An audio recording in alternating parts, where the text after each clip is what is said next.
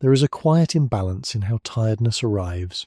A human can wake after a full night of rest, move very little, and still feel a kind of heaviness that builds without warning, while many animals spend hours in motion, exposed to cold, hunger, and uneven ground, yet seem to recover without carrying that same lingering fatigue. It is not only a matter of strength, or survival, or adaptation. It is something slower, something that settles into the body and does not fully leave. This difference does not begin in modern life, or in comfort, or in routine. It may reach back much further, into the long path that shaped the human body itself. If fatigue is meant to protect life, then why does it sometimes appear even when nothing is threatening us? And more quietly, why do humans feel tired faster than other animals? A person can sit still in a quiet room with no visible effort, and yet feel a slow heaviness begin to gather in the body. The hands are not working, the legs are not carrying weight, and the environment offers no immediate threat. Still, something inside begins to dim. The eyes grow heavy, the posture softens, and a subtle resistance appears, as if even the smallest movement requires negotiation. This experience is so familiar that it often goes unnoticed, accepted as a normal part of being human. But when placed beside the behavior of many other animals, the contrast becomes difficult to ignore.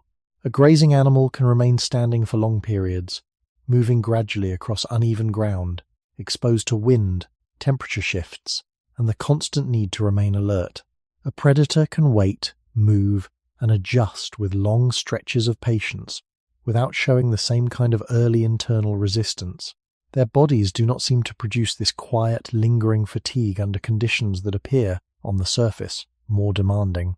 The difference is not absolute, and animals do become tired, but the way fatigue arrives, and the conditions that trigger it, follow a different pattern. For humans, tiredness often emerges before clear physical limits are reached. It appears not at the edge of survival, but somewhere much earlier, in a space where the body is technically capable of continuing. This suggests that fatigue in humans is not only a measure of effort, but a signal shaped by deeper structures. To understand where this signal begins, it helps to move away from modern settings and consider the longer arc of human development. Early members of our species did not live in controlled environments. They moved through landscapes that required constant adjustment, where ground was rarely even, shelter was temporary, and energy had to be managed across uncertain timeframes. In such conditions, the body did not wait until exhaustion to intervene. It favored early signals, small reductions in drive, and subtle shifts in motivation that encouraged conservation. Fatigue in this sense was not a failure, but a quiet instruction to pause before reaching a point of real danger. Over time, this pattern became part of the biological structure itself. The human body learned to anticipate limits rather than collide with them. It learned to produce a feeling of tiredness, even when resources were not fully depleted, as a way of maintaining stability across unpredictable conditions. This differs from many animals whose behaviors are more tightly linked to immediate needs. When food must be found or a threat must be avoided, their actions align closely with those demands, and fatigue may be delayed until after the task is complete. In humans, the system is less direct. It is layered, influenced not only by muscle use or environmental strain, but by internal regulation that has been shaped over long periods of adaptation. This layered system does not always match the present moment. In a modern room, where movement is minimal and danger is low, the same signals still operate. The body does not fully distinguish between the past conditions that shaped it and the present conditions that surround it. As a result, fatigue can appear without a clear external cause. It carries with it the memory of environments where waiting too long to rest could lead to real cost. This is where the quiet mismatch begins. Effort and tiredness no longer move together in a simple way. The body may reduce energy not because it has reached a limit, but because it has been shaped to avoid reaching one. This creates a form of fatigue that feels early, sometimes unnecessary, and difficult to resolve through rest alone. It is not simply about how much has been done, but about how the body has learned to respond across a long history that extends far beyond the present moment. And within that history, the human experience of tiredness begins to take on a different meaning, one that is less about weakness and more about a system that has been tuned to caution. Even when caution is no longer required, the feeling of tiredness often arrives quietly, without a clear moment of beginning. It does not always follow effort in a direct way. A person may notice it while sitting, or after completing something small, or even at the start of a task that has not yet required much from the body. This suggests that fatigue is not simply the result of energy being used up. Instead, it behaves more like a signal that appears ahead of visible limits, shaping what the body chooses to do next. When this signal is compared to the behavior of many animals, a pattern begins to form. Their movements tend to align closely with immediate needs.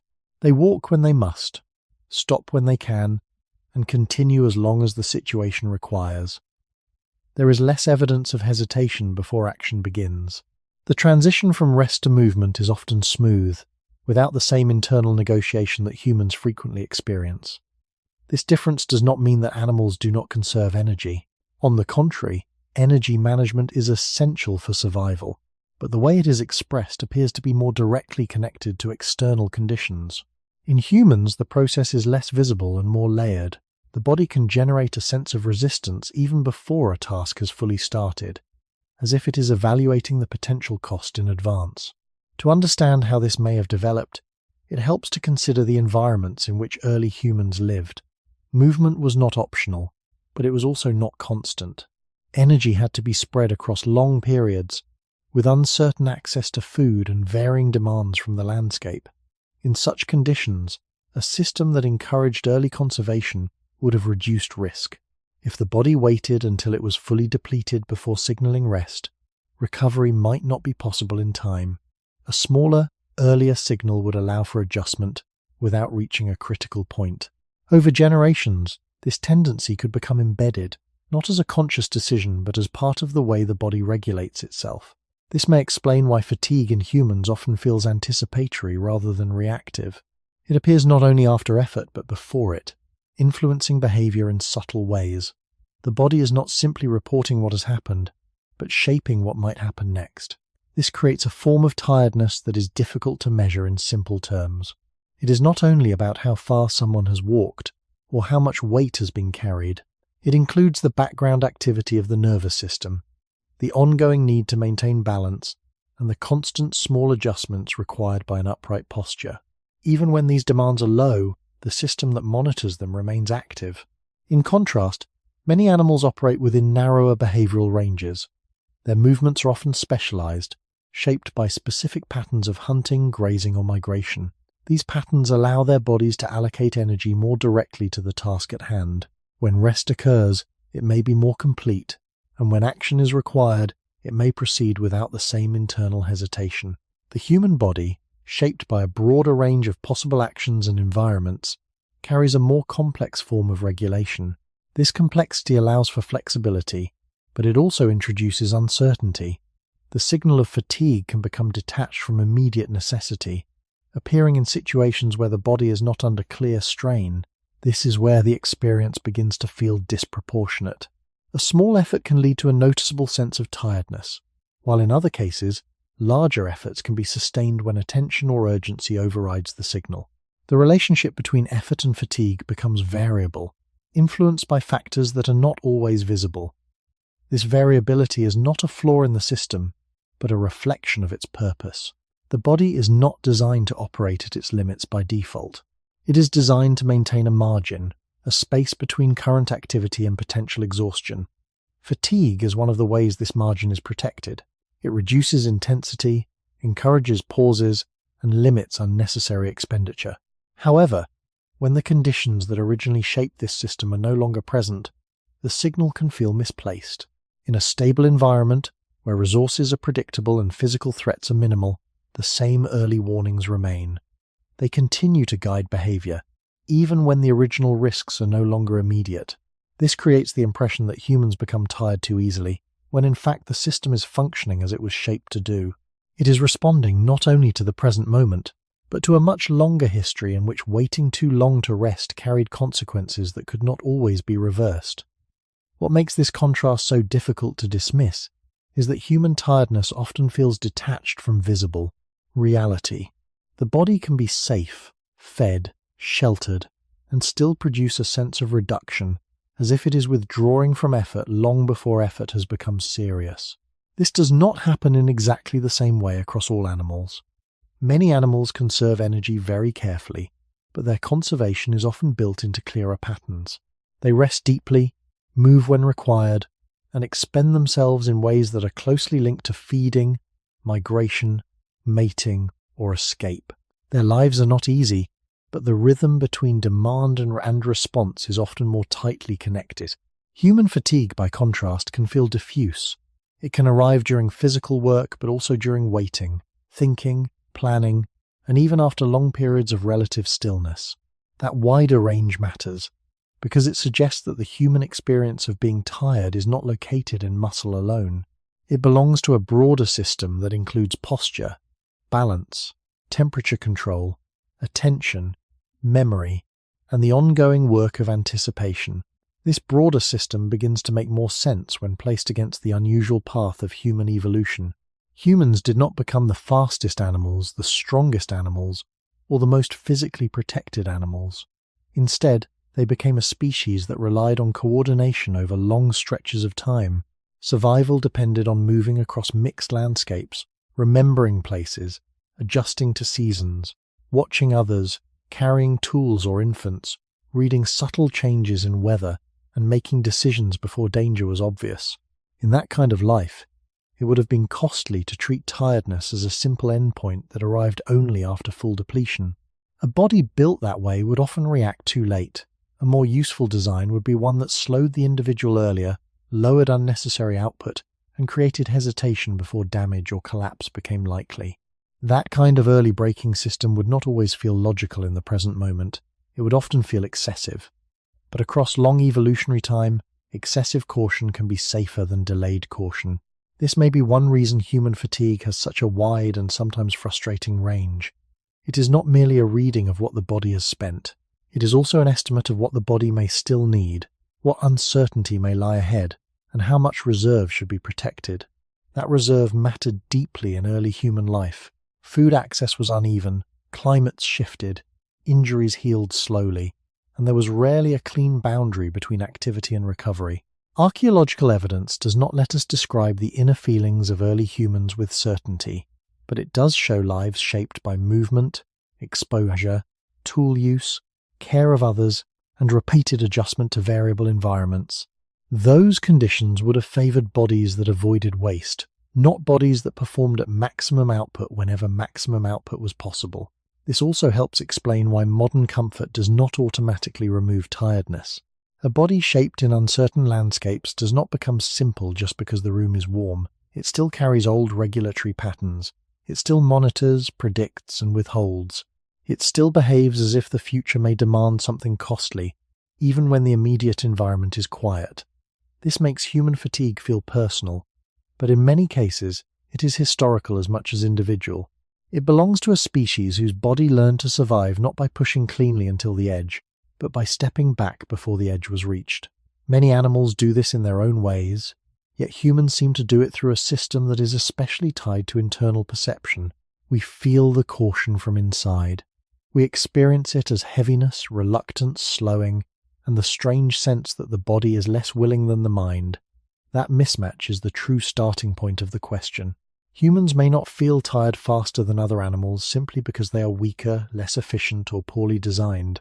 They may feel tired faster because their bodies are built to interrupt sooner, to protect sooner, and to preserve more of themselves for a future that, for most of human history, could never be assumed.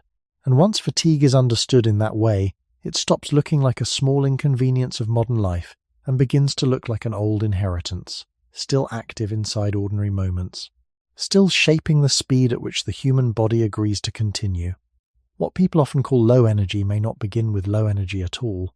The feeling arrives as if the body has measured something invisible and made a decision before the person understands why. A walk may still be possible, the muscles may still be capable, the heart and lungs may not yet be close to failure. Yet a clear message begins to spread through the body. Slow down, reduce effort, do not continue in the same way.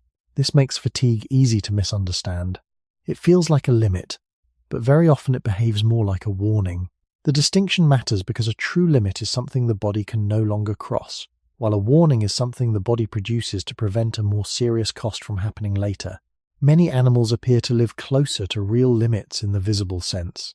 They run when they must run, travel when they must travel, and stop when the condition itself forces a stop. Humans often feel the instruction to reduce effort much earlier, as though the body prefers to create distance between action and danger. That distance may be one of the central reasons human tiredness feels so quick and so constant. From an evolutionary point of view, an early warning system can be useful even when it feels inconvenient. The first humans did not move through a world with steady meals, stable temperatures, reliable shelter, or guaranteed recovery time. They lived in environments where a small mistake in energy use could carry consequences that lasted far beyond the moment itself. If a person spent too much on one day, there was no certainty that food, warmth, or safety would be available to repair the loss quickly. In that kind of world, waiting until the body reached a hard physical limit would have been risky.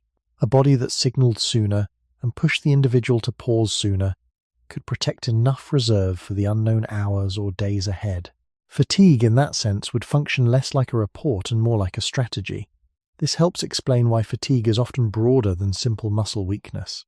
A person can feel tired after thinking, after worrying, after maintaining attention, or after balancing through long periods of small, ordinary movement. These states do not always empty the body in a mechanical way, but they still activate the same protective logic. The human system is not only monitoring what has already been lost, it is also estimating what might still be required. That estimate can become conservative. It can lower willingness before real depletion has occurred. This is not unique to humans in an absolute sense, because animals also regulate effort and protect survival. But in humans, the process seems especially tied to perception, planning, and internal prediction. The body does not merely react to damage. It often acts in advance of damage. Archaeology cannot tell us exactly how early humans described their own tiredness, yet the physical record does show a species shaped by repetition, mobility, tool use, long childhood, care of others, and exposure to changing landscapes. These conditions support the idea that preserving reserve mattered deeply. A body that could interrupt itself early may have been better suited to uncertain terrain than a body that only responded once exhaustion was undeniable. This is why human fatigue can appear in quiet modern settings that do not seem to deserve it. The system was not built only for calm rooms and predictable schedules. It was shaped across a much longer span of time, in which hidden costs mattered. Even now, the body may behave as though every action must be weighed against future need. Once fatigue is seen this way, it becomes less accurate to describe it as proof that the human body is weak. It is closer to a negotiation system, one that keeps trying to protect a margin between present effort and future risk. That margin may feel frustratingly large. It may even seem irrational when compared with animals that appear to move more cleanly through effort. But the purpose of the signal is not to prove what the body cannot do. It is to stop the body from paying too much before the full price of the day has been revealed. That is why humans so often feel tired before they are finished, and sometimes even before they have truly begun. A warning signal only works if it arrives before the event it is meant to prevent. This simple idea may explain much of the strange timing of human fatigue. People often assume that tiredness appears because the body has already spent most of what it has. But in many situations, that is not what the body seems to be doing. It is not waiting for complete depletion. It is acting earlier, sometimes much earlier, as if tiredness were part of a protective estimate rather than a final verdict. A person can still climb the stairs, still carry the load, still finish the task, and yet feel a clear pressure to stop. The important point is that the body is often still capable, while the feeling of fatigue is already present. This suggests that the sensation is not simply a mirror of physical reality. It is also part of a control system. That control system appears to ask a quieter question than people usually imagine. Not, can this body continue for a few more minutes? But, what will remain if it does? In evolutionary terms, that is a very different problem. For most of human history, the real danger was not always the effort happening in the moment. The real danger was what might still be needed later, after the current effort was over. Early humans moved through environments where the day did not break neatly into safe activity and safe recovery. A journey could continue longer than expected, Weather could shift. Food could fail to appear. A child might need to be carried. An injury might need to be compensated for. Darkness might arrive before shelter was reached. Under those conditions, a body that preserved a reserve would often be more useful than a body that simply obeyed the present task until breakdown. This is why fatigue may be better understood as a break than a wall. A wall is reached when no further action is possible. A break is applied while action is still possible, precisely to prevent a worse outcome. The human body seems unusually dependent on this kind of early breaking. It does not only monitor muscles, it monitors balance, heat, hydration, attention, pain, uncertainty, and the likely cost of continuing.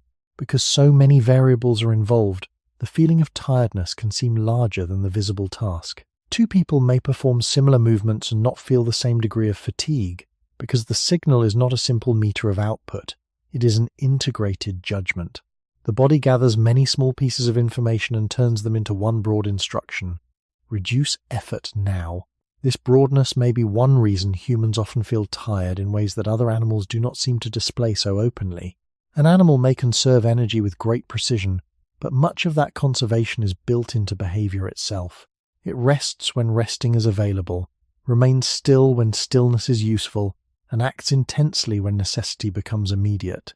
Human life became organized around a more flexible and uncertain pattern. That flexibility brought advantages, but it also required a nervous system that could predict, hesitate, and regulate before real collapse occurred. Archaeological evidence supports the larger background of this idea, even if it cannot describe sensation directly. The remains of tools, the pattern of mobility, the care of injured individuals, the evidence of long childhood and cooperative life, all point to a species that survived through planning and reserve, not through simple mechanical endurance alone. The body that emerged from that history would not need to be weak in order to feel tired early. It would only need to be cautious in a deep and biologically organized way. This also helps explain why the signal can feel so frustrating in modern life. The body may issue the same warning even when the future is not truly dangerous. A quiet room is not a dry plain. A missed meal is not always a long scarcity. A day of low movement is not a migration. Yet the old system still speaks in the same language. It still prefers margin over risk. It still assumes that what remains unused may become necessary later. Human tiredness, then, may not be the sign of a body that fails too quickly. It may be the sign of a body that protects too early, because protecting early was once more reliable than discovering too late that there was nothing left to spend. The body does not need to be empty in order to behave as if caution is necessary. This is the most important shift in how human fatigue should be understood. Tiredness often feels like proof that energy has already been spent, but in many ordinary situations the body is doing something more subtle. It is not announcing collapse. It is creating hesitation. It is asking for restraint before the true edge has been reached. That is why people so often discover that they can still continue after feeling tired. They can still walk farther, think longer, lift again, speak again, and endure more than the first wave of fatigue seemed to allow. This does not mean the feeling was false. It means the feeling was protective. It arrived early because its purpose was not to describe the absolute state of the body with perfect accuracy. Its purpose was to influence behavior before accuracy became dangerous. In that sense, fatigue is less like a measurement and more like a negotiation between present effort and future uncertainty. This kind of negotiation makes particular sense in the long human past. Early humans lived in conditions where the value of reserve could not be judged moment by moment with certainty. A person could not know whether the remainder of the day would bring a long walk, a failed search for food, sudden cold, a need to carry something heavy, or the simple cost of staying alert in an exposed place. Under such conditions, a system that created a margin would be safer than a system that used the body fully whenever the body was technically capable. The cost of stopping slightly early was often smaller than the cost of discovering too late that strength, warmth, attention, or fluid had been overspent. Over long spans of time, selection would not need to produce a body that always performed close to its maximum. It would favor a body that returned home, recovered, preserved function, and remained useful the next day. This is where the contrast with many animals becomes especially revealing. Animals also protect themselves, but their protection is often expressed through fixed behavioral rhythms, specific ecological roles, and bodies specialized for narrower forms of action. Human beings took a different route.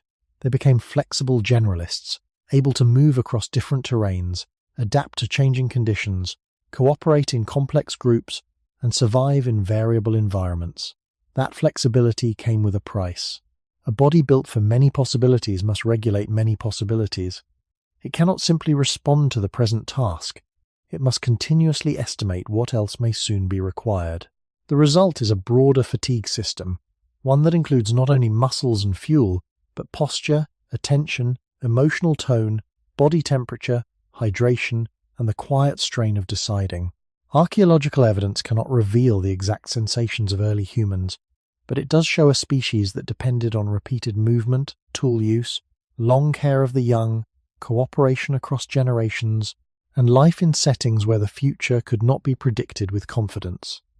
A body shaped within that reality would not treat tiredness as a final emergency. It would use tiredness as a way of lowering risk before emergency appeared. This may be why human fatigue is so often felt as an internal slowing rather than a dramatic failure. The body dims output, reduces willingness, and creates a sense of heaviness long before movement becomes impossible. In modern settings, that ancient pattern can feel misplaced. People may wonder why they are tired after work that seems small, or after mental effort that leaves no visible mark on the body. But the system was never designed only for visible marks. It was designed for uncertain total cost. Even now, the body behaves as if tomorrow matters before today is finished. That is why fatigue can remain even in safety, comfort, and relative abundance. The signal is old. It belongs to a species that survived by keeping something in reserve. When seen this way, human tiredness no longer looks like a simple flaw or a sign that the body is weaker than it should be. It looks more like a deep inheritance from a long evolutionary history, in which stopping early was often wiser than stopping late. And that changes the question. The human body may not feel tired quickly because it is failing. It may feel tired quickly because it was shaped to prevent failure before failure had the chance to arrive. A large part of human tiredness begins in a place that cannot be seen from the outside. It does not begin in the legs, or in the back, or even in the lungs. It begins in the quiet cost of carrying a brain that is always active, even when the body appears to be doing very little. A person can lie still, speak very little, and move almost not at all, yet the body continues to support an organ that never fully stops its work. It monitors the world, organizes memory, predicts what may happen next, regulates attention, and keeps the body in balance with its surroundings. This constant activity helps explain why human fatigue often feels disproportionate to visible effort. The tiredness is real, but part of its source is hidden inside a system that consumes energy even in silence. In many animals, the brain is also essential and active, but the human brain represents a different kind of evolutionary investment. It became larger, more flexible, and more dependent on continuous processing. That expansion brought clear advantages.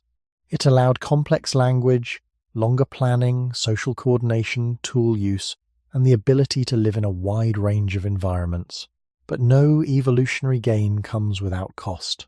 A larger brain does not simply add intelligence. It also adds a steady metabolic demand, a background expense that the body must keep paying at all times. This is important because it changes the starting point of fatigue. Humans do not begin the day as energetically neutral creatures waiting for activity to create tiredness. They begin with an organ already using a meaningful share of the body's available resources. That background cost may help explain why the human body can feel tired earlier than expected. The reserve available for movement, posture, recovery, heat regulation, and sustained effort is shaped by the fact that the brain is already drawing from the same shared system. This does not mean the brain steals energy in a simple or direct way every time fatigue appears. Biology is more integrated than that, but it does mean that the human body carries a permanent internal expense that must be supported before visible action is even considered. Across the long history of our species, this expense would have mattered. Early humans did not evolve in a world of guaranteed food, stable shelter, or fixed routines. The growth of a larger brain had to be supported under conditions where energy was often uncertain. That meant the body had to become careful. It had to manage trade-offs between thinking, moving, maintaining warmth, caring for others, and surviving unpredictable changes in environment. A species with a costly brain could not afford to waste physical reserve carelessly. In that setting, early fatigue signals would make sense. They would help protect a body already carrying a high baseline demand. Archaeological and evolutionary evidence strongly supports the broad outline of this trade-off. The human lineage shows increasing dependence on cooperation, extended development, learned behavior, and complex technology, all of which are linked to a brain that became central to survival. But the body did not become limitless in the process. It became more dependent on regulation. A system like that is likely to produce tiredness not only when muscles work hard, but when attention remains active, choices accumulate, or uncertainty persists. This is one reason human fatigue often feels mental and physical at the same time. The separation between the two is not as clean as it appears. The brain is not sitting above the body like a detached observer. It is part of the body's total budget and one of its most expensive parts. This also changes how we compare humans with other animals. Many animals can sustain long movement, repeated physical action, or patient stillness without appearing to carry the same diffuse fatigue that humans often describe. Part of that difference may come from specialization. Their bodies are often tuned more narrowly to the ecological tasks they must repeat. Humans, by contrast, evolved around flexibility, memory, social complexity, and anticipation. The brain became an advantage precisely because it could manage many possibilities. Yet that same flexibility may have made the body more energetically cautious. A system supporting such a brain may be more likely to interrupt early, preserve reserve, and produce fatigue before the visible edge of exertion has been reached. Human tiredness, then, may begin not only in what the body has done, but in what the body is always carrying. The larger human brain did not simply give our species a new kind of power. It also gave it a new kind of burden, quiet, constant, and metabolically expensive, present even in stillness, and never fully absent from the feeling we call fatigue. The human brain does not wait for difficulty before it begins to consume the body's resources. It is active in rest, active in movement, active in silence, and active even during the small intervals when nothing important seems to be happening. This is one reason human fatigue can feel strangely out of proportion to the visible demands of the day. A person may not have lifted much, walked far, or faced any obvious environmental threat, and yet still feel reduced, slowed, and less capable of continuing. When that experience is placed beside many other animals, the contrast becomes more understandable. Their bodies are often organized around clearer physical tasks and more direct behavioral rhythms. Human beings, by contrast, carry an organ that is not only large in relative terms, but constantly engaged in prediction, comparison, inhibition, memory, and social interpretation. This means that a meaningful part of human tiredness may begin before the muscles have had the chance to explain it. The body is already supporting a costly internal process that never fully turns off. From an evolutionary perspective, this was not a mistake. A larger brain allowed the human lineage to survive in ways that pure physical specialization could not. It supported flexible movement across changing landscapes, the storage of learned knowledge, the transfer of skills across generations, and the ability to cooperate in ways rare in the animal world. But these advantages required a steady, energetic commitment. The human body did not evolve to power a large brain only during moments of crisis. It evolved to power that brain continuously. That continuity matters, because it shifts the biological starting point of effort. Many animals begin a task with bodies that are more narrowly aligned to that task. Humans begin with an added layer of internal expenditure that is already in progress. Early members of our species were not living in conditions where such expenditure was easy to afford. Food access could vary, climates could shift, and physical movement remained necessary across uneven ground and uncertain distances. In that context, a body carrying an expensive brain would have needed to protect itself carefully. It could not treat every moment of available energy as disposable. It had to maintain a reserve not only for muscles and heat, but for cognition itself. This may be one reason human fatigue is so often broad and whole body in its character. It is not confined to a single region because the underlying demand is not confined to a single region. The brain does not merely think, it helps regulate posture, timing, orientation, emotional tone, attention to threat, and the coordination of action with memory. When the body begins to feel tired, part of what is being protected may be this entire integrated system, not just the visible capacity to move. Archaeological evidence cannot directly measure the daily sensations of early humans, but it does support the larger pattern of this trade-off. The long dependency of human children, the importance of learned behavior, the persistence of tool traditions, and the spread of humans into varied environments all point to a species increasingly dependent on sustained cognitive function. A brain like that would not have been useful if it could be supported only under ideal conditions. The body had to develop ways of rationing effort so that thinking, remembering, and responding could continue even when resources were limited. Fatigue may have become part of that rationing system. It would reduce unnecessary output before deeper biological stability was endangered. This also helps explain why mental effort can feel physically draining. The distinction between mental and physical tiredness is real at the level of experience, but less separate at the level of the organism. The same body is paying both costs. A long period of attention, decision-making, uncertainty, or emotional control can leave a person feeling physically smaller, slower, and heavier, even when the muscles have done little. That result is not imaginary. It reflects the fact that the human body is built around a brain whose work is metabolically meaningful and biologically central.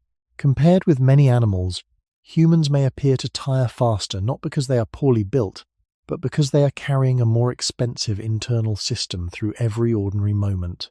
The larger brain gave the species flexibility, foresight, and cultural depth, but it also made fatigue easier to trigger, because the body is never beginning from zero. It is always beginning from a cost already being paid, and that quiet cost may be one of the deepest reasons human tiredness arrives so early and spreads so widely.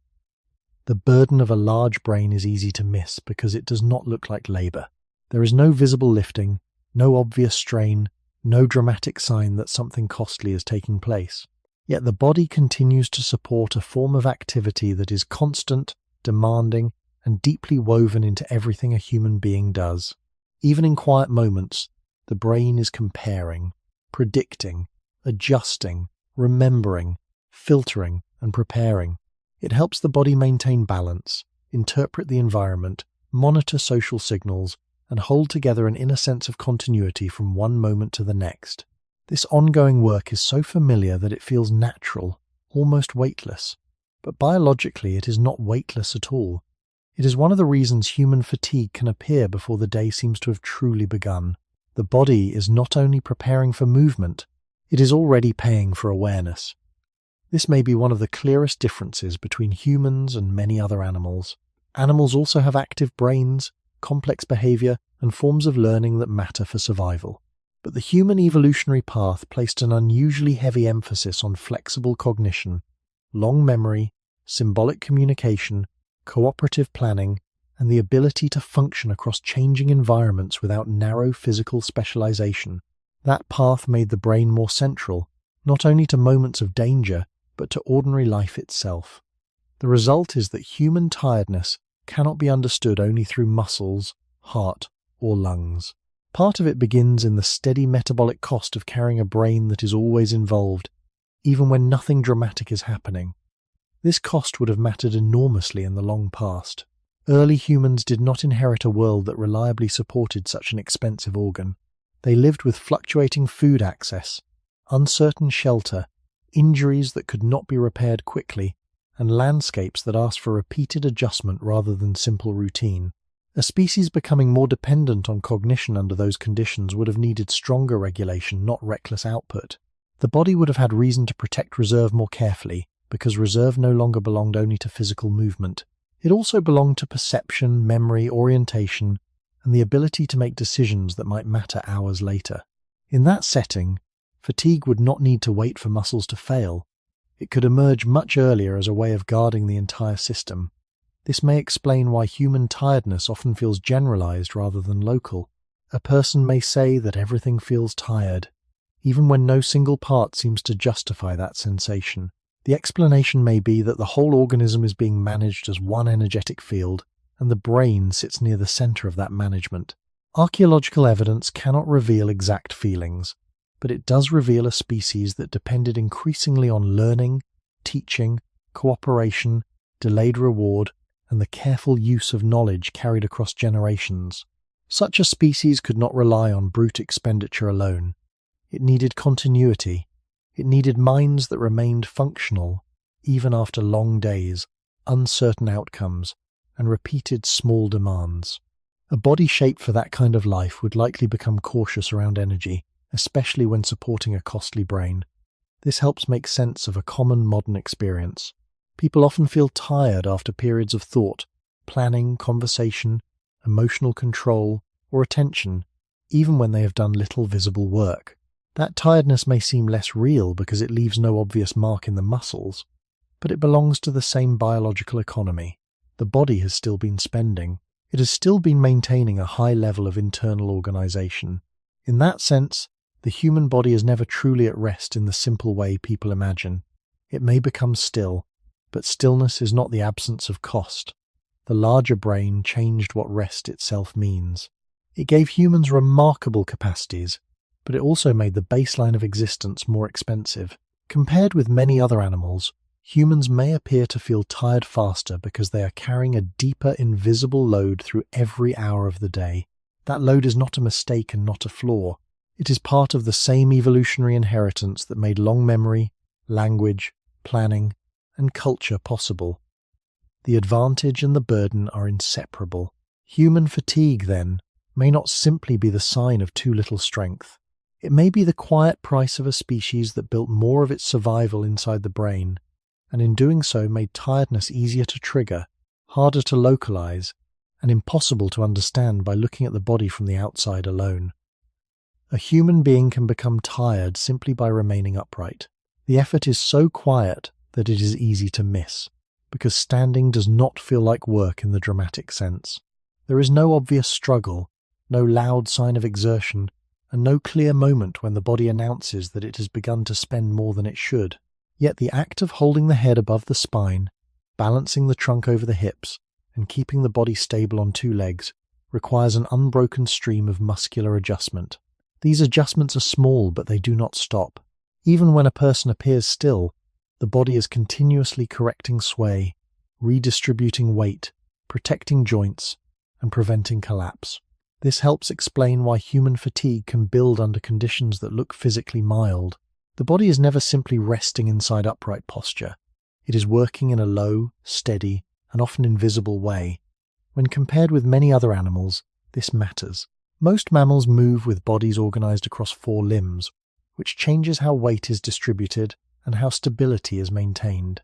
Their trunks are supported differently, their heads are carried differently, and their resting positions often place less continuous balancing demand on the same narrow vertical line that humans must manage. This does not mean their movement is easy or costless. It only means that the human arrangement is unusual. Upright walking gave our species important advantages, but those advantages came with a persistent biomechanical cost.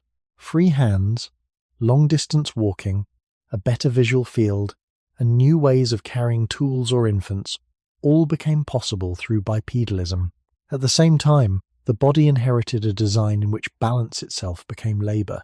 To stand as a human is to control a tower that is always slightly unstable. That instability is not a flaw. It is part of the design, but it means the body must always pay attention. Early in human evolution, this shift toward upright posture was not a small detail. It changed the structure of the pelvis, spine, legs, feet, and the way forces moved through the skeleton. Fossil and anatomical evidence strongly support this long transition. The human lineage did not simply rise upright all at once and become mechanically perfect. It gradually became a species whose body was organized around habitual bipedal movement, and that new organization required continuous compensation. The lower back had to bear load in a new way. The hips had to stabilize the trunk over one leg during each step. The feet had to act both as a base and as a spring.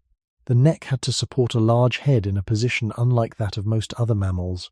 Each of these adaptations made upright life possible, but none of them remove the cost of maintaining it. In fact, they may help explain why fatigue in humans often begins as a broad bodily heaviness rather than as failure in one isolated part. The body is not only moving forward, it is constantly preventing itself from falling. This also helps explain why stillness can be tiring for humans in a way that seems counterintuitive. To remain seated for long periods can create strain because posture must still be maintained, but standing makes the deeper point more clearly. A standing person is not at rest in the biological sense. The body must remain alert to gravity without interruption. Small muscles of the feet, legs, hips, and trunk remain engaged in shifting patterns. This low-grade work can be easy to ignore because it rarely becomes dramatic. Yet over time it contributes to the feeling that the body has been carrying something even when no object was in the hands. For most of human history, this upright design existed not in flat, protected spaces, but in uneven landscapes, variable climates, and settings that demanded frequent walking, squatting, turning, carrying, and scanning. The body that evolved under those conditions was not free from cost. It was shaped to manage cost well enough to survive. That is different from feeling effortless. Humans may feel tired faster than many other animals, partly because their ordinary posture already contains a steady demand. Even before a task begins, the body is balancing, correcting, and holding itself against gravity in a way that is deeply tied to the human form.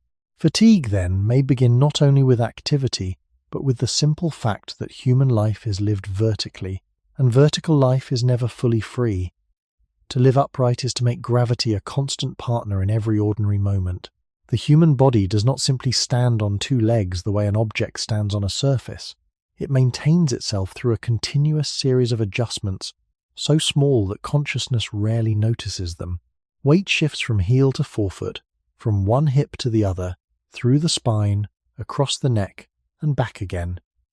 The muscles of the legs do not merely hold the body up, they negotiate with instability. The hips must keep the pelvis level, the trunk must remain organized over a narrow base, and the feet must read the ground again and again even when the ground appears flat. This is one reason human fatigue can feel strangely disproportionate to what has visibly happened. The body may not have run, climbed, or carried anything heavy, yet it has still been doing something persistent. It has been resisting collapse in the specific way required by upright life. Many other animals also oppose gravity, but the way they do so is distributed differently. A body supported across four limbs has a broader base and a different relationship between trunk, head, and ground.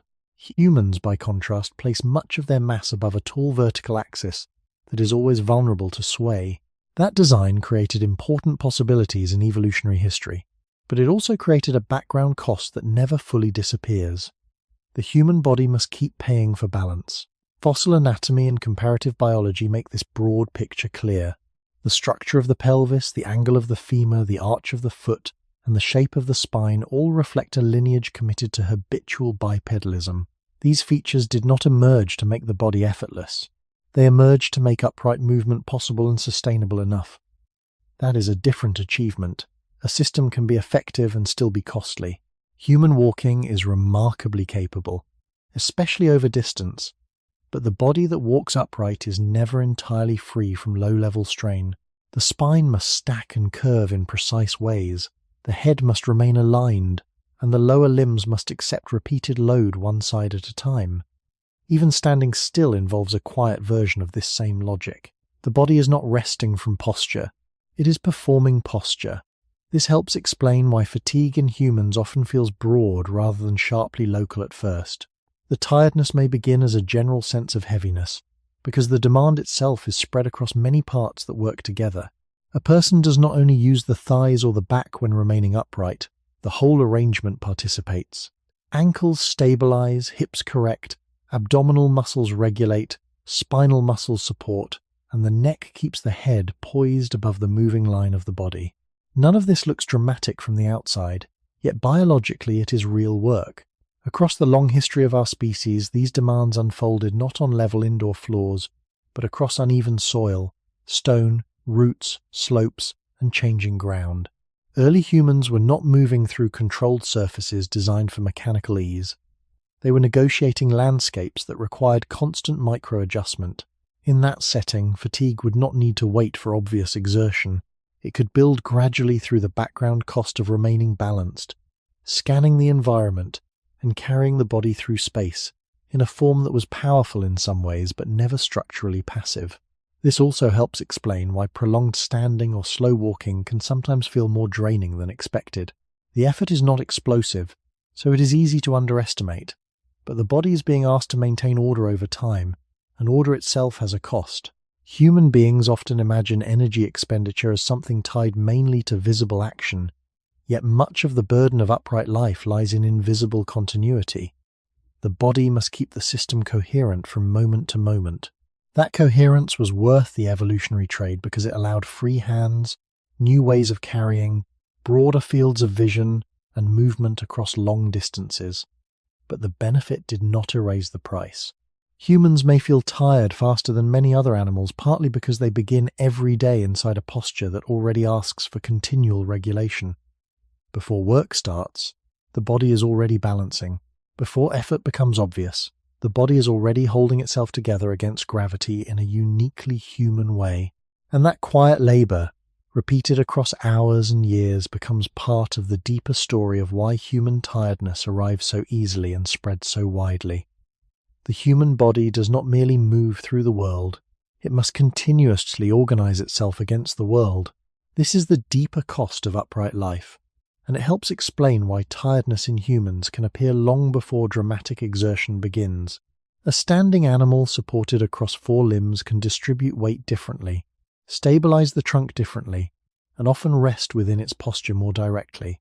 The human arrangement is narrower, taller, and more dependent on constant correction. The head must remain balanced above the spine, the trunk above the pelvis above alternating legs, and the entire body above feet that are relatively small compared with total body mass. This system works well enough to make walking, carrying, and long-distance movement possible, but it does not become effortless simply because it is familiar. The work of remaining upright continues, even when attention moves elsewhere. That continuing work is one of the quiet reasons fatigue can arrive early and feel difficult to explain. This is not a speculative idea. It is consistent with widely accepted anatomy, biomechanics, and evolutionary evidence. The human spine has a curved structure that helps support upright posture, but that posture still requires muscular activity. The pelvis is shaped for bipedal movement, yet it must also stabilize the body during every step. The hip muscles play a major role in keeping the trunk balanced when weight shifts onto one leg. The feet provide both support and movement, but they also absorb repeated force and help maintain stability. None of these features suggest a body that is passive while standing or walking. They suggest a body that is constantly managing itself. That management may be subtle, but subtle does not mean cheap. Over time, small continuous costs can matter as much as large brief ones. This becomes even more important when placed in the environments in which human bodies evolved. Early humans did not inhabit smooth floors, cushioned shoes, or predictable indoor spaces. They moved through uneven land, changing weather, loose ground, slopes, stones, and surfaces that required the feet and legs to keep adjusting. The archaeological record cannot tell us exactly how tired an early human felt at the end of a day, and it would be unsafe to claim certainty about personal sensation, but it does strongly support a picture of repeated movement through demanding landscapes. In such settings, upright posture would not have been a neutral background condition, it would have been a constant physical project. The body had to keep balance, protect joints, and maintain coordination over long spans of time. That kind of demand does not always create sudden exhaustion. More often, it creates accumulated fatigue, the sort that arrives as heaviness, reduced willingness, or the sense that the body has been carrying more than the mind noticed. This also helps explain why many forms of human tiredness are not neatly linked to obvious effort. A person may say, with complete honesty, that little was done, yet the body still feels worn. The reason may be that the body was never doing little in the deeper mechanical sense. It was holding a vertical form together. It was resisting gravity through continuous low-level muscular activity. It was protecting balance, regulating posture, and adapting to position changes that seem too ordinary to count. When this is compared with many other animals, The difference is not that humans are badly designed. It is that humans are designed for a particular trade-off. Upright walking brought clear advantages across evolutionary time. It freed the hands, changed the visual relationship to the landscape, and supported new patterns of carrying and movement. But those advantages came with a cost that is still present in ordinary life. The body must continuously invest in posture. This means fatigue in humans may begin not only from labor, but from structure itself. A body built to live vertically will always pay something for that privilege. The cost may be quiet, spread across many small adjustments, and easy to overlook. But it remains real. Human tiredness, then, is not only a matter of what has been done during the day, it is also shaped by the kind of body a human being inhabits from the moment the day begins. To be human is to stand, walk, and balance in a form that is useful, capable, and evolutionarily successful, but never completely free of effort.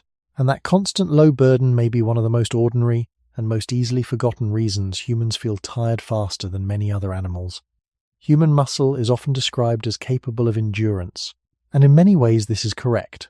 The human body can walk for long distances, repeat movements over extended periods, and sustain activity that would be difficult for many species that rely on short bursts of speed or strength. Yet this capacity does not always feel efficient from the inside. A person may still experience fatigue relatively early, even during moderate effort, and may feel that energy is being used in a way that is difficult to control or predict. This suggests that the issue is not simply how long humans can continue, but how their bodies manage the cost of continuing. When compared with many animals, an important difference begins to appear. Many species are highly specialized. Their muscles, movement patterns, and energy use are closely aligned with specific ecological roles. A predator built for sprinting uses energy intensely for a short period. A grazing animal moves more slowly but may conserve energy through steady, repetitive patterns. In both cases, the body is tuned to a narrower range of actions, and energy use can be directed more precisely toward those actions. Humans followed a different evolutionary path. The human body did not become specialized for a single type of movement. It became a generalist system, capable of walking, carrying, climbing, throwing, balancing, and adjusting to different terrains and conditions. This flexibility brought clear advantages, but it also meant that muscle function had to remain adaptable rather than optimized for one narrow task. Adaptability often comes with trade-offs. A system that can do many things reasonably well may not do any one thing with the same efficiency as a highly specialized system. This may help explain why human fatigue can feel as if it builds from small repeated costs rather than from one clear point of failure. The muscles are not simply producing force, they are constantly adjusting force. They stabilize joints, respond to uneven ground, coordinate with posture, and adapt to changing demands in real time. This kind of activity requires ongoing control, and control itself has a cost. The body is not only using energy to move forward, it is also using energy to maintain coordination and prevent instability. Over time, these small expenditures can accumulate into a broader sense of tiredness that is not tied to a single dramatic effort. This pattern is consistent with widely accepted understanding of human anatomy and movement. Human muscles are composed of different types of fibers that support both endurance and more powerful actions, but they are not exclusively optimized for either extreme. The body relies on a balance, allowing it to function across a range of tasks rather than excelling in only one. This balance is effective for survival in varied environments, but it also means that energy use is spread across many processes at once. Early humans lived in conditions where this flexibility was essential. Movement was not limited to one predictable pattern. It involved walking across mixed terrain, carrying objects or children, gathering resources, and responding to changing environmental demands. Archaeological evidence supports a picture of repeated, varied activity rather than narrow specialization. In that context, muscles needed to remain ready for different types of work, and the body needed to manage energy in a way that could support that readiness. A system like this is likely to produce fatigue in a different way than a specialized system. Instead of pushing to a clear limit in one dimension, it may gradually reduce output across many dimensions. The result is a feeling that the whole body is becoming less willing, rather than one part simply failing. This also helps explain why human fatigue can appear even when no single task seems especially demanding. The body is not only responding to what is being done in that moment, it is maintaining a flexible state that allows for many possible actions, and that maintenance requires continuous energy. Compared with animals that are more narrowly adapted, humans may appear to tire faster because their muscles are part of a broader system that prioritizes versatility over efficiency. This does not mean the human body is poorly designed. It means it is designed for a different kind of problem. It must remain ready for change, and that readiness carries a cost. Human tiredness, then, may not come from a lack of strength or endurance, but from the way the body distributes effort across many small, ongoing demands, instead of concentrating it into a single, clearly defined task. Human movement rarely follows a single, uninterrupted pattern. Even when an action appears simple, such as walking across open ground, the body is adjusting continuously. Each step is slightly different from the last. The ground may shift in texture, the slope may change, the balance of the body may move forward or backward by a small degree, and the muscles must respond to these variations without pause. This constant adjustment is one of the defining features of human movement. It reflects a body designed to function across many conditions rather than to repeat one fixed motion with minimal variation. From the outside, this flexibility can look efficient. From the inside, it often feels more costly than expected. The reason is that variation requires control, and control requires energy. When compared with many animals, this difference becomes clearer. Animals that are strongly adapted to a specific type of movement often repeat that movement with high consistency. Their bodies are structured to minimize unnecessary variation.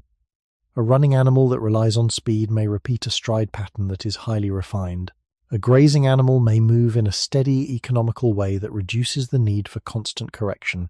This does not mean their movements are simple, but it does mean that much of the adjustment is built into the structure itself. Humans, by contrast, rely more on ongoing regulation. The body must interpret each moment and apply small corrections in real time. This places a greater burden on the systems that coordinate movement. Muscles are not simply turning on and off. They are modulating force, timing, and position in a continuous stream. This modulation is subtle, but it is not free. Over time, it contributes to the feeling that effort is being used even when no single movement stands out as demanding. This pattern is supported by widely accepted knowledge of human biomechanics and motor control. Human walking, for example, is often described as efficient in terms of energy per distance traveled, but that efficiency depends on coordination between many parts of the body. The nervous system must guide the timing of muscle activation, maintain balance, and respond to small disturbances. When conditions change, such as when the ground becomes uneven or when an object is carried, the system must adapt quickly. Each adaptation requires additional control, and additional control increases the background cost of movement. Early humans lived in environments where this kind of adaptability was not optional.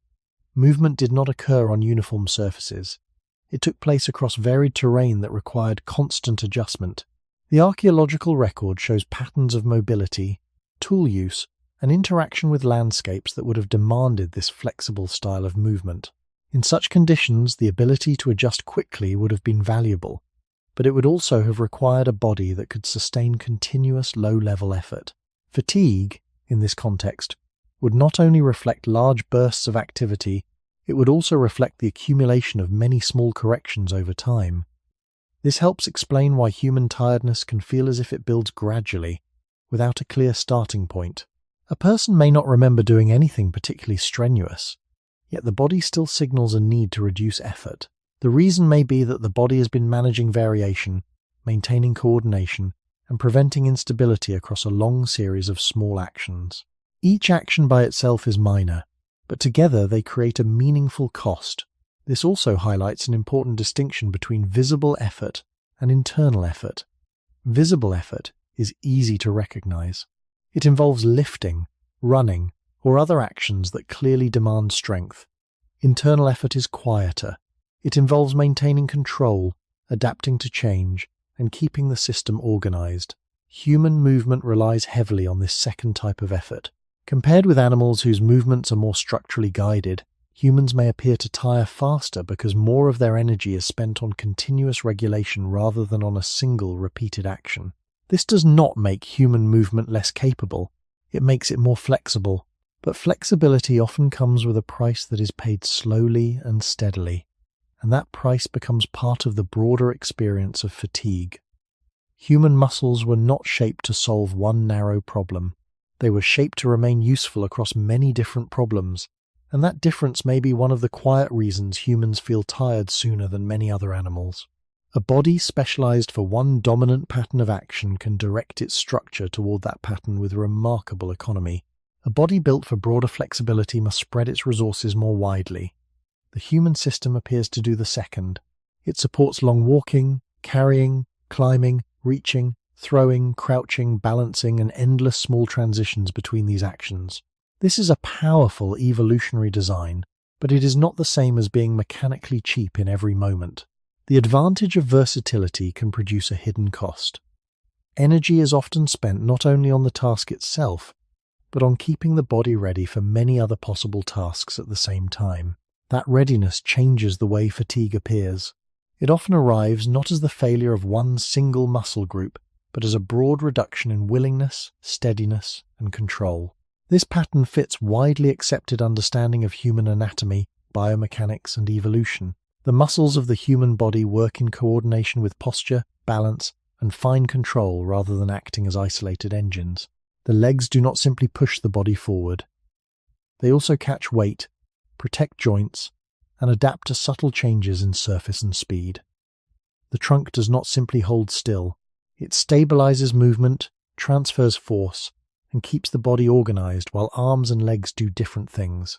The shoulders and arms are unusually flexible compared with many animals, which supports tool use and carrying but also requires active muscular control. In practical terms, this means human movement often includes a large amount of background work that is easy to overlook. The body is doing more than the visible action suggests. Over time, that extra work becomes part of fatigue. This makes good sense in the longer human story. Early humans were not living inside one repeated mechanical routine. They moved through shifting terrain, carried objects and children, gathered food, handled tools, and adjusted constantly to changing conditions.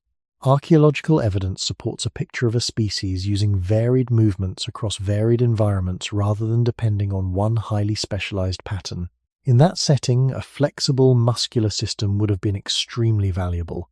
The body needed to remain useful in many contexts, not merely efficient in one, but such a system would also be likely to produce tiredness in a distributed way.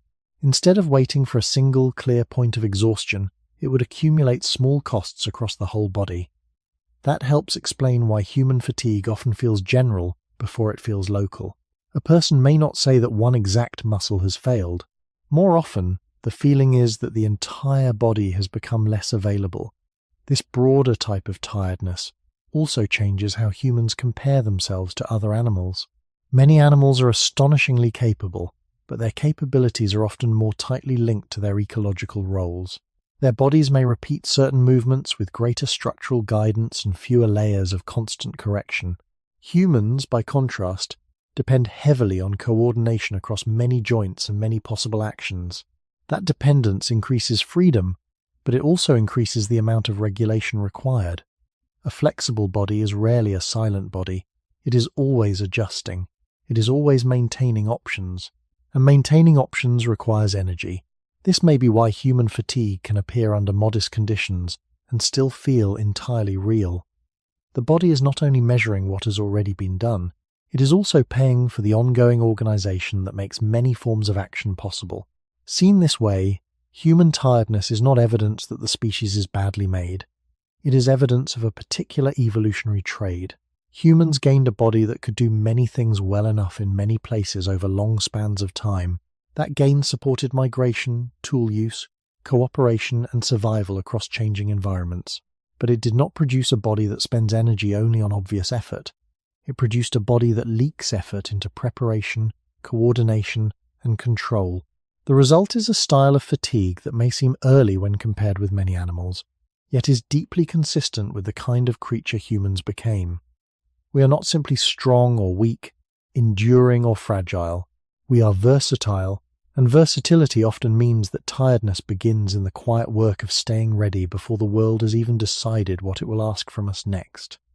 One of the quietest ways the human body spends itself is through heat. A person does not need to run far or carry much before the body begins the steady work of preventing itself from becoming too warm.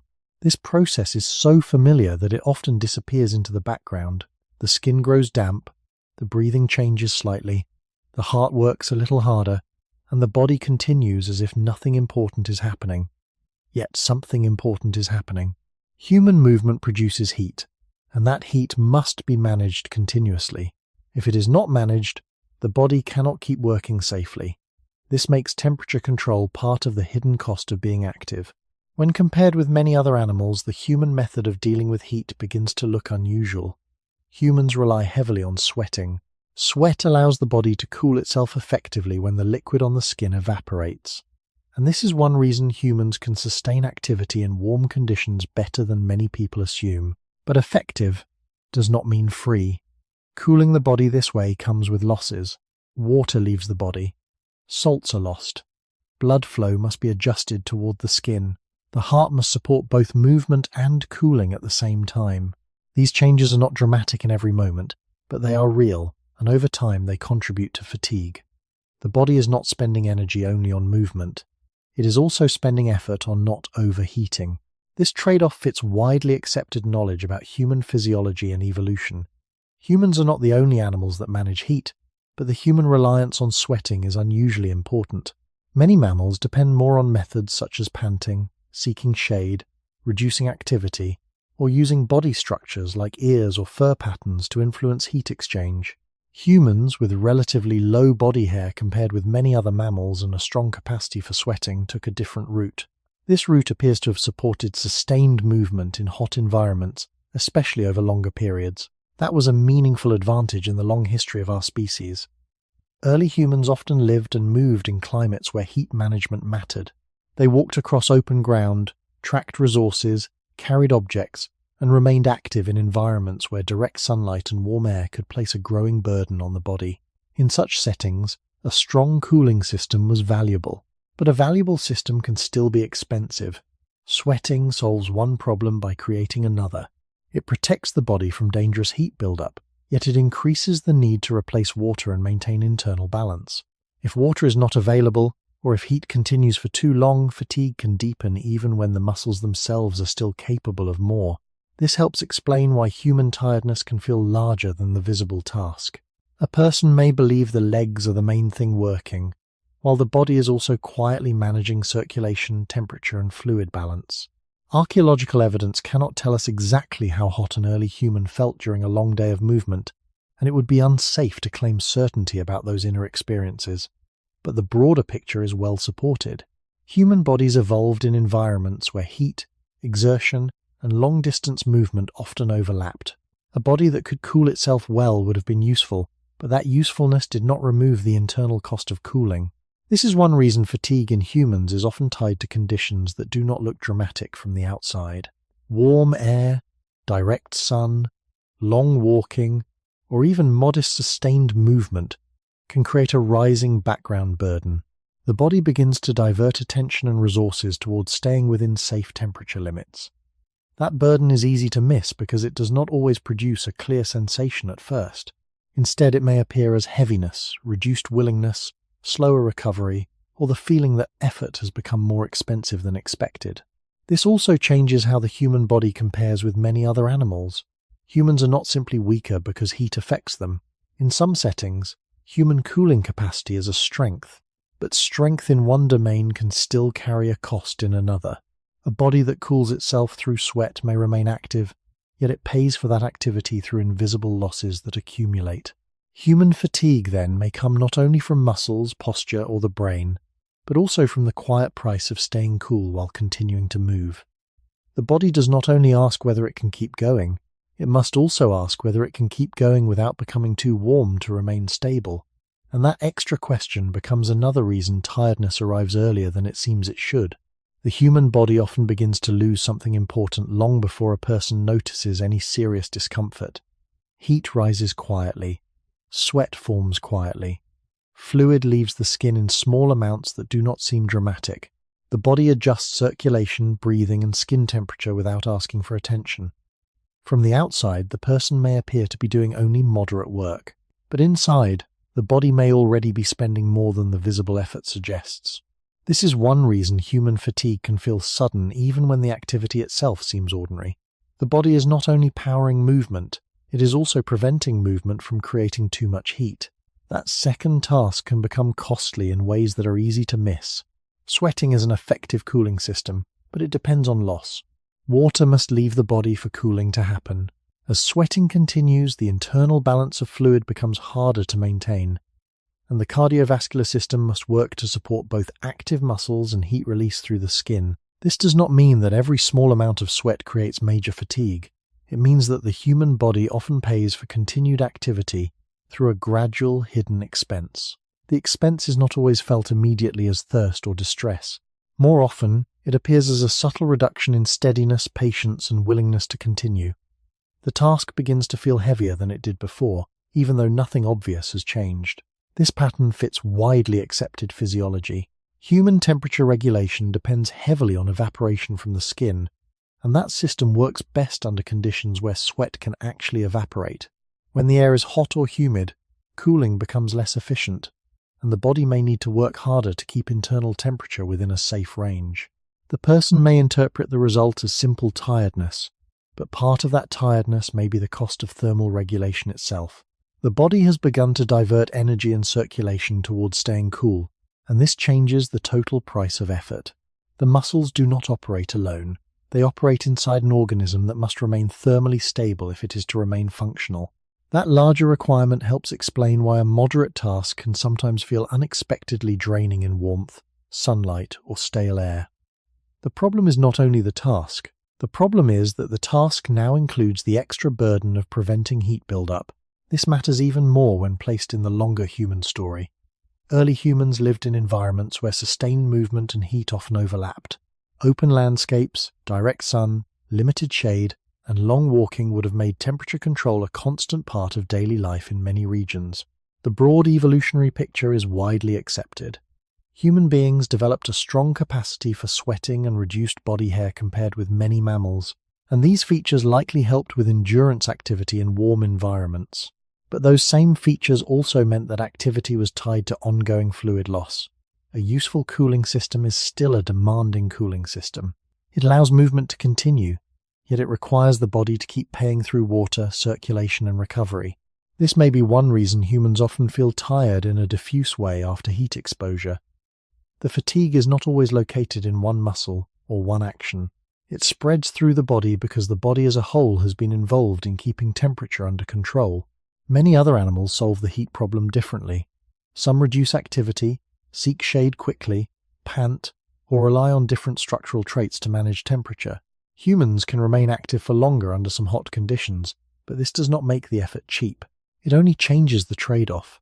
The body may continue moving, yet it does so while quietly increasing internal strain.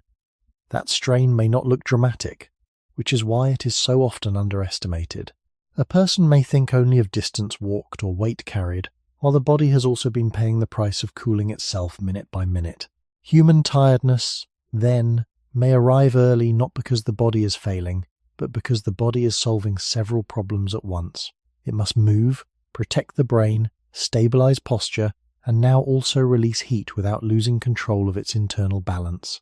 When these quiet tasks accumulate together, fatigue begins to make more sense. It is not just the cost of action. It is the cost of action inside a body that must constantly protect itself from the heat that action creates.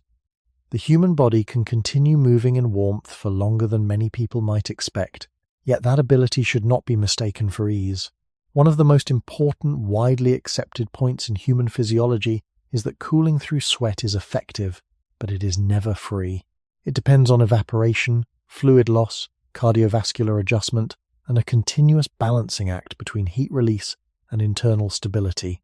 This means that human fatigue is not only the result of muscles doing work, it is also shaped by the quiet price of preventing muscles, organs, and the brain from becoming too warm while that work continues. Once this is understood, the role of heat in human tiredness becomes harder to ignore. A person can walk, stand, carry, or simply remain active in warm conditions and feel more exhausted than the visible effort seems to justify. Part of the answer may be that the body has been fighting two battles at once, completing the task and limiting the heat created by the task. The second battle often remains invisible, but it is biologically expensive. Sweat must be produced, fluid must leave the skin, blood flow must help carry heat outward. The heart must support this change while still serving the needs of active tissues. If warmth continues, or if water is not replaced, the cost rises further. The body may still appear functional, but the sense of heaviness, slowing, and reduced willingness begins to spread. This pattern fits the broader human story. In evolutionary terms, humans appear to have become unusually good at sustained activity in warm environments, and a major part of that capacity involves sweating and reduced body hair compared with many mammals. These traits likely supported long walking and other endurance-related activity under heat stress, but that advantage came with a clear trade-off. A body that cools itself through sweat is, by design, a body that solves heat by losing water. It can remain active, yet it does so by spending from its internal reserves. That is one reason human tiredness can deepen even when the body has not yet reached an obvious muscular limit. Part of what is being spent is not strength in the simple sense, but stability.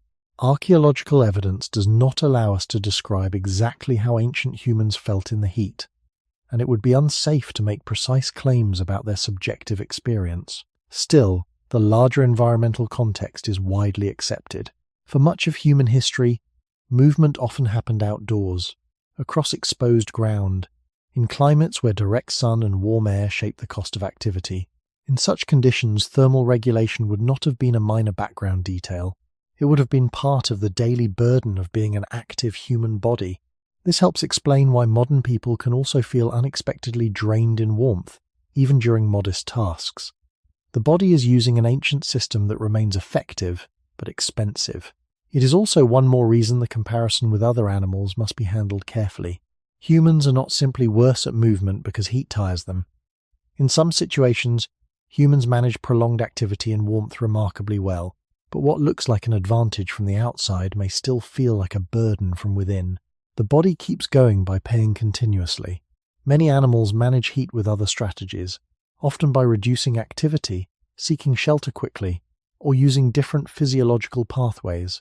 Humans, by contrast, often continue while losing fluid and forcing the circulation to support cooling.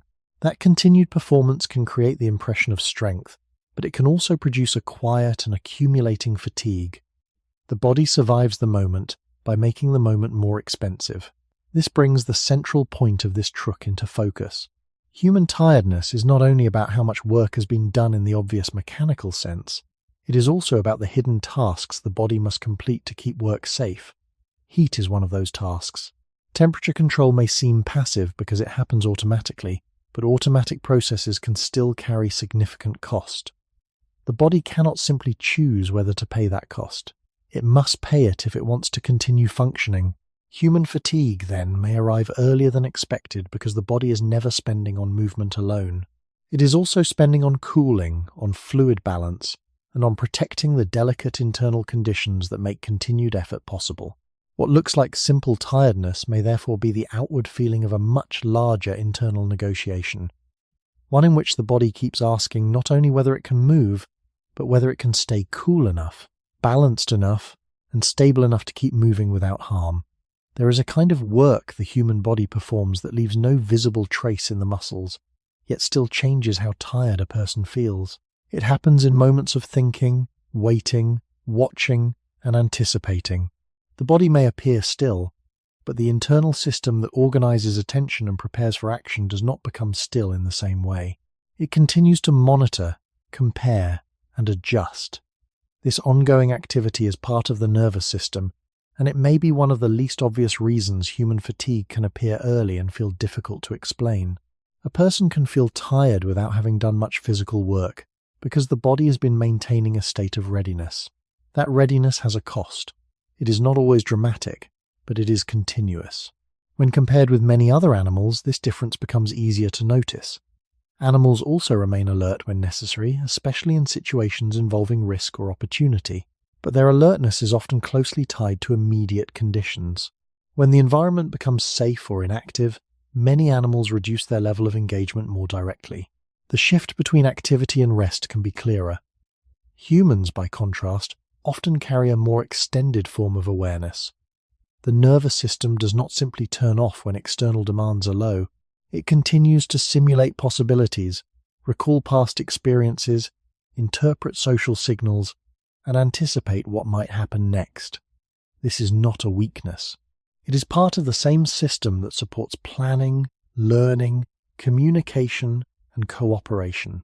But it also means that the body is rarely fully disengaged. Even in quiet environments, a portion of the system remains active, and that activity requires energy. This pattern is consistent with widely accepted understanding of human neurobiology. The brain is not only active during obvious tasks, it maintains ongoing processes related to attention, prediction, and internal regulation. These processes help the body respond quickly when needed, but they also contribute to a background level of expenditure that does not disappear simply because the body is not moving. Over time, this can create a form of fatigue that feels different from muscular exhaustion. It is less about the inability to move and more about a reduction in clarity, patience, and willingness. The body begins to slow not because it cannot act, but because it has been maintaining a high level of internal organization. This becomes even more meaningful when placed within the longer history of human evolution. Early humans lived in environments where awareness had direct survival value. The ability to notice small changes, remember locations, interpret signals from others, and anticipate potential danger would have influenced outcomes in ways that were not always visible in the moment. A nervous system that remained active even in relatively calm situations may have provided an advantage. It would allow for quicker responses and more flexible behavior, but such a system would not come without cost. Continuous readiness is not the same as rest. Archaeological evidence does not allow us to describe exactly how early humans experienced attention or mental effort, but it does show a species increasingly dependent on coordination, communication, and shared knowledge. These traits suggest a growing role for sustained cognitive engagement. A body shaped by that history would not simply switch off when movement stopped. It would remain partially engaged, maintaining the capacity to respond. This helps explain why human fatigue can appear in situations that seem physically easy. A person may feel tired after a day that involved mostly sitting, thinking, or interacting. Even though little visible work was done, the tiredness is not imagined. It reflects the cost of maintaining an active nervous system over time. The body has been doing something, even if that something is not easily seen. Compared with many other animals, humans may appear to tire faster, because more of their activity takes place inside this invisible layer. Movement is only one part of what the body manages. Attention, anticipation, and regulation are also part of the total effort. When these processes continue without clear interruption, fatigue can build gradually, creating the sense that energy has been used even when the body has remained mostly still.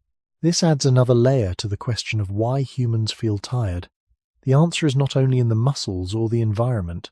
It is also in the way the nervous system keeps the body engaged with the world, even in moments when nothing urgent seems to be happening. The human nervous system does not simply react to the world when the world becomes demanding. Much of the time it is active before any obvious demand appears. It scans, predicts, filters, compares, and prepares. A person may be sitting quietly, with no visible task in progress, and yet the body may still feel as if it has been working. This is one reason human fatigue can seem so difficult to explain in purely physical terms. The muscles may not be tired in any narrow mechanical sense, but the organism as a whole has still been maintaining a state of organized readiness. That readiness is not free. It belongs to the same broad biological pattern that allows humans to anticipate rather than merely react. Widely accepted neuroscience supports this general picture. The human brain and nervous system remain active across wakefulness, managing attention, monitoring the environment, regulating the body, and preparing possible responses even when no movement follows. This is part of normal function, not a sign of error. But it also means that the body is often paying for more than the person can see. A quiet day may still involve continuous internal selection, What matters, what can be ignored, what may soon require action, what memory is relevant, what posture should be held, what sound should be noticed, what expression on another face should be interpreted. These do not feel like separate tasks when they happen, yet together they form a steady burden. The body is not only alive in the simple sense, it is organized, watchful, and continuously adjusting its level of engagement with the world. This may be one of the important ways humans differ from many other animals. Animals also show alertness, vigilance, learning, and anticipation, and it would be inaccurate to deny that. But in humans, the range of internal monitoring appears especially broad, partly because so much of human survival has depended on flexible response, long memory, social interpretation, and preparation for events that are not yet present. Early humans did not live in environments where attention could safely disappear for long. They moved through changing landscapes, depended on cooperation, watched for opportunity and threat, and relied on remembered knowledge in ways that were central to survival. Archaeological evidence cannot tell us exactly what it felt like inside an early human mind, and it would not be safe to pretend otherwise. But the widely accepted picture of human evolution does support the larger point that our species became increasingly dependent on planning, coordination, and learned behavior. A nervous system shaped under those conditions would have had reason to remain active even between visible actions. It would not wait for danger to fully arrive before beginning to prepare. This helps explain why human fatigue often has a diffuse quality. It is not always the sharp tiredness of one muscle group that has worked too hard. More often, it feels like a broad dimming of clarity, patience, and willingness. The body becomes less open to continued effort, not necessarily because it has reached a true physical boundary, but because the systems of regulation have been busy for longer than the person realized. Attention itself may be part of the cost. So may emotional control, social interpretation, and the maintenance of internal order. This is why a day of thought, waiting, interacting, or uncertainty can leave a person feeling genuinely tired, even if very little measurable physical labor has taken place. The fatigue is not imaginary.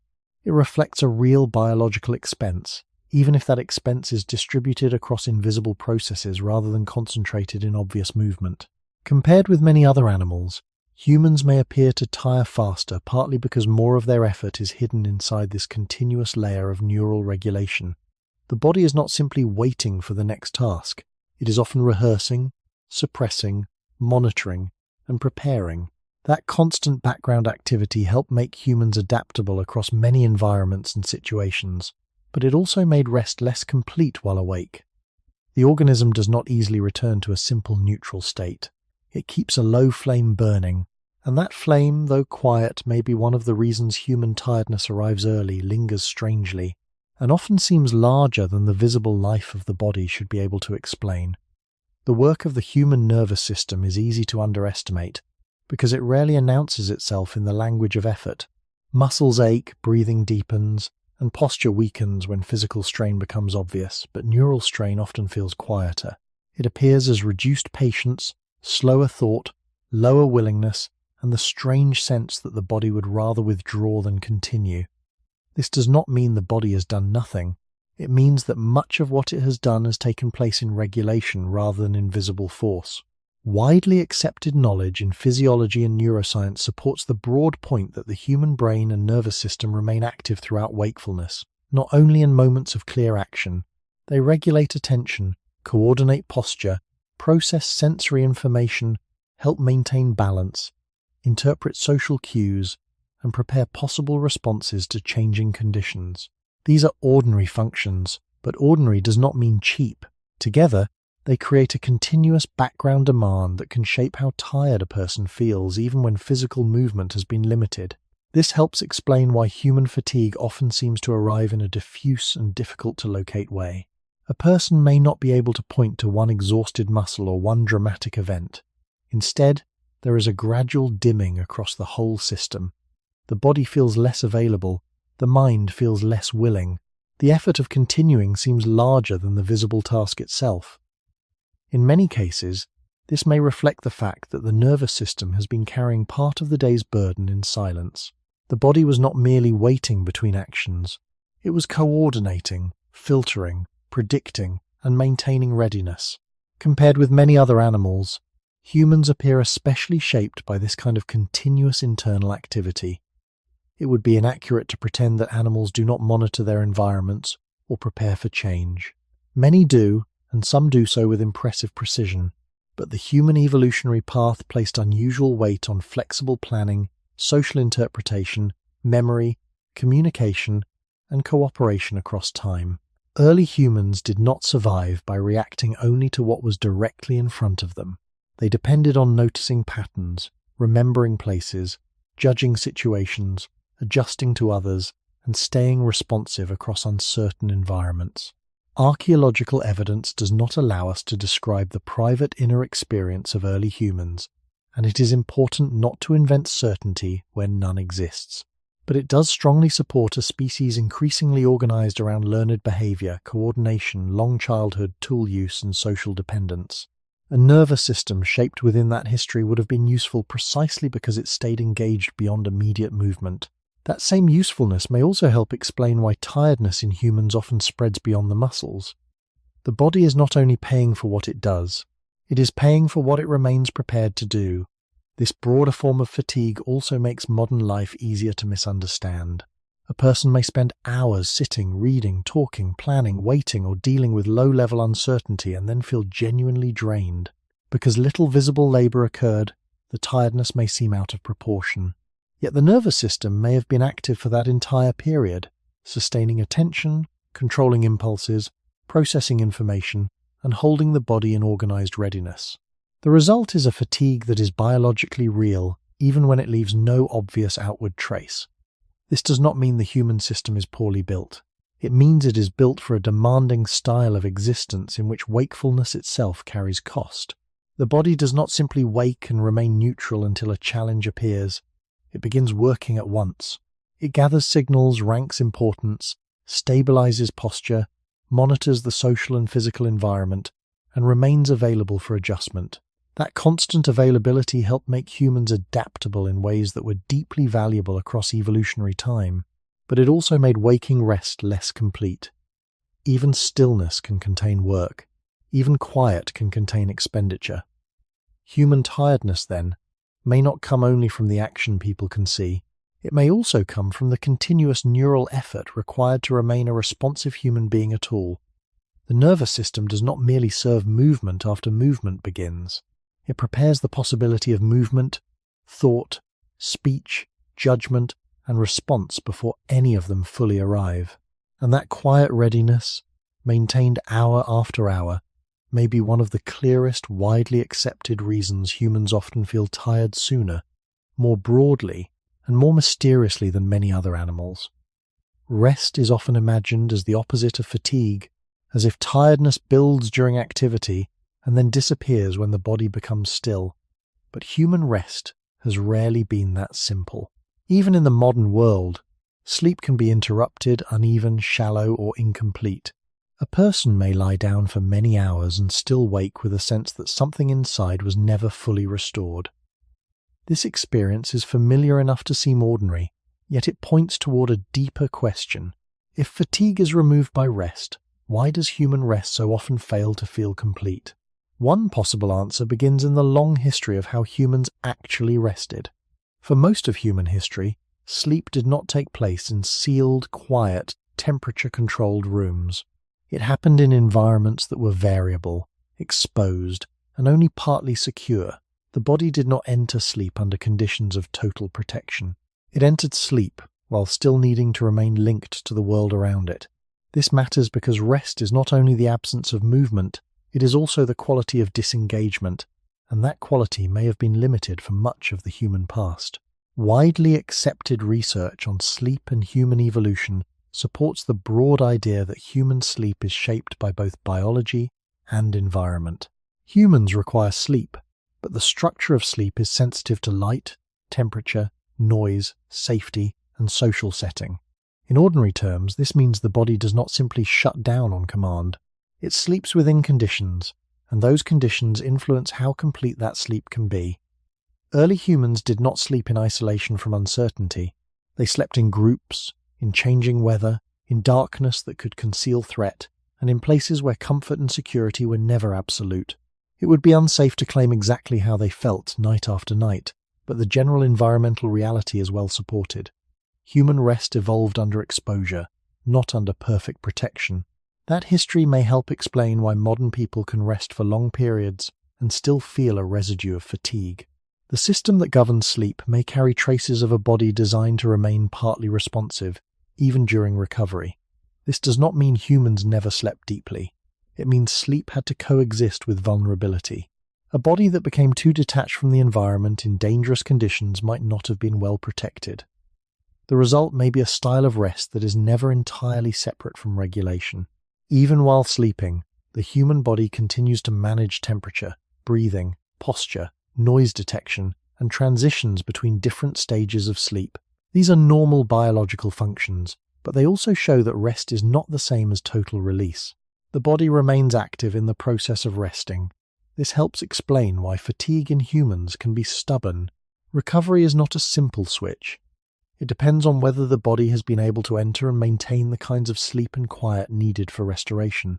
If sleep is repeatedly interrupted, made shallow by environment, or shortened by social demands, tiredness may linger even when the person has technically rested. This becomes even more important when placed in the longer human story. Early human life involved shared sleeping spaces, variable exposure to cold or heat, uneven bedding, changing light conditions, and the need to stay socially and environmentally aware. Archaeological evidence cannot directly record a night of sleep, and it would be inaccurate to claim certainty about the exact form of prehistoric rest. But widely accepted evidence about shelters, fire use, mobility, and environmental exposure supports the broader conclusion that rest often occurred under imperfect conditions. The human body was shaped not for ideal sleep, but for workable sleep. That difference matters. A system shaped for workable sleep may recover well enough to survive and continue, yet still remain vulnerable to incomplete restoration. Compared with many other animals, humans may therefore carry a special burden, not because they sleep less in every case, but because their sleep must support a body with a large brain, upright posture, complex social life, and ongoing environmental sensitivity. Recovery has more to do, and when recovery has more to do, it may be easier for fatigue to remain. Human tiredness, then, may not come only from activity being costly. It may also come from rest itself being historically imperfect. The body does not merely need sleep, it needs a kind of sleep that fully restores what waking life has spent. And for much of human history, the conditions for that full restoration may have been difficult to guarantee, leaving fatigue not as a rare failure, but as a normal companion of being a human body trying to recover in an uncertain world. Human sleep does not begin from perfect safety, and that may be one reason human fatigue is so difficult to fully erase. Even now, when walls are solid and the night is quieter than it once was for most people, sleep can remain fragile. A person may drift in and out of rest, wake too early, sleep for many hours without feeling restored, or carry a dull heaviness into the next day for no obvious reason.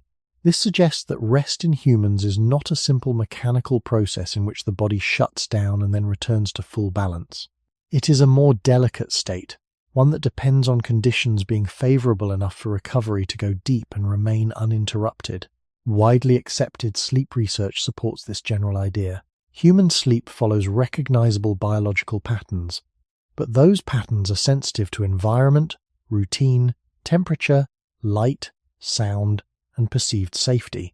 In other words, the body does not sleep in isolation from the world around it. It continues to respond to the world even while resting. That response may be quiet, but it matters. The body must keep breathing steadily, regulate temperature, shift posture, and move through changing sleep stages in a way that allows restoration to occur.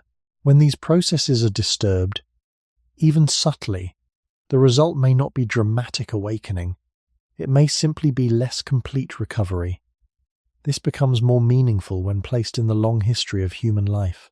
Early humans did not sleep in fixed conditions built entirely around comfort.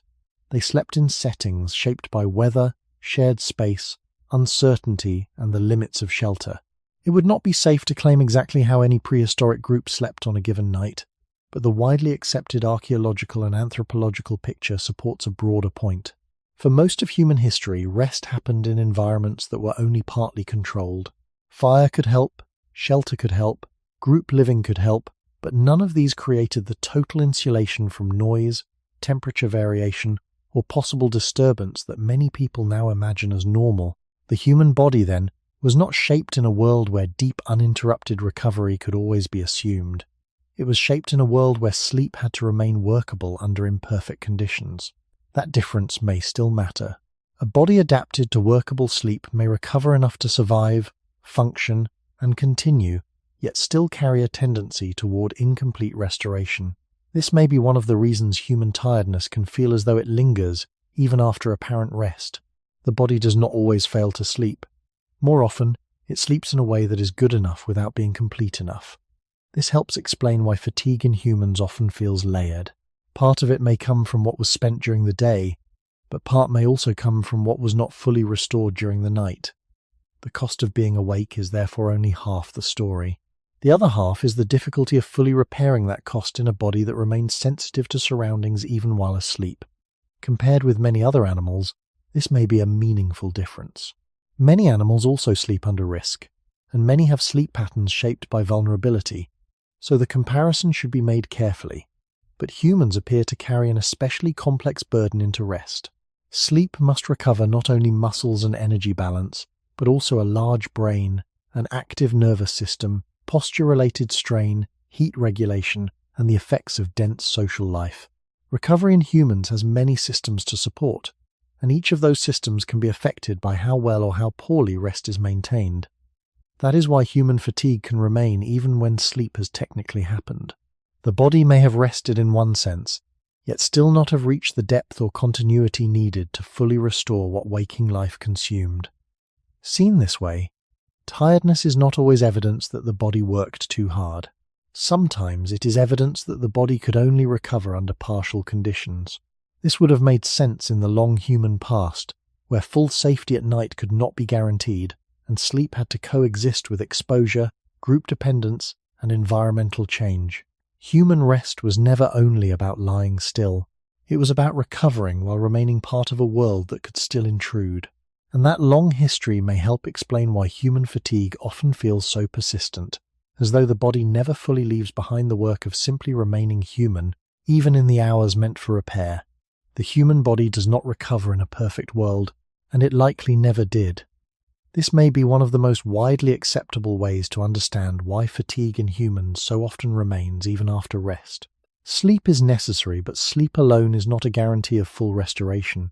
The quality, continuity, timing, and surrounding conditions of rest all influence how much the body is actually able to repair. A person may spend many hours in bed and still wake with heaviness in the limbs, slowness in thought, or the sense that some part of recovery never fully arrived. This does not mean rest failed completely. More often, it means rest was partial, and partial recovery can still leave fatigue behind. Widely accepted sleep science supports this broad picture. Human sleep is made of changing stages, and its restorative value depends not only on duration, but also on depth, continuity, and the body's ability to remain in those states long enough for biological repair and regulation to proceed. Disturbance does not need to be dramatic to matter. Light, temperature shifts, noise, discomfort, irregular timing, and social or environmental interruption can all reduce the completeness of recovery. The body may remain asleep in a basic sense while still losing some of the deeper benefits that sleep is meant to provide. This becomes even more meaningful when viewed through the long human past. For most of human history, people did not sleep in the conditions many now imagine as normal. They did not consistently have controlled indoor climates, soft and stable surfaces, reliable darkness free from interruption, or complete insulation from sound and threat. It would not be accurate to claim exact details about prehistoric nights where evidence is limited, but the broad archaeological and anthropological picture is widely accepted. Human beings rested in variable environments, often in groups, often with partial shelter, often under changing conditions of temperature, light, and exposure. Fire, shared sleeping spaces, and shelter could improve safety and comfort, but these did not eliminate uncertainty. Sleep, then, evolved not as a process protected from the world, but as a process that had to function within the world. That difference may still shape human fatigue now. A system shaped for workable sleep under imperfect conditions may recover enough to survive, continue and function, but not always in a way that leaves the body feeling fully restored. This is one reason tiredness in humans can feel persistent even when rest has technically occurred. The body may be performing recovery, but recovery itself has limits when the organism remains sensitive to its surroundings. During sleep, the human body still regulates breathing, temperature, posture, circulation, and transitions between sleep stages. It does not become biologically absent. It remains active in the quieter labor of maintenance. This also helps explain why human fatigue is often layered rather than simple. Part of it may come from the costs of upright posture, muscular coordination, heat regulation, and the continuous work of the nervous system during waking life. But another part may come from the fact that sleep must repair all of those costs at once, and it may not always do so completely. Compared with many other animals, humans carry a particularly heavy burden into rest. Recovery must support a large brain, a body shaped by bipedal strain, a socially complex nervous system, and a style of waking life filled with constant low-level regulation.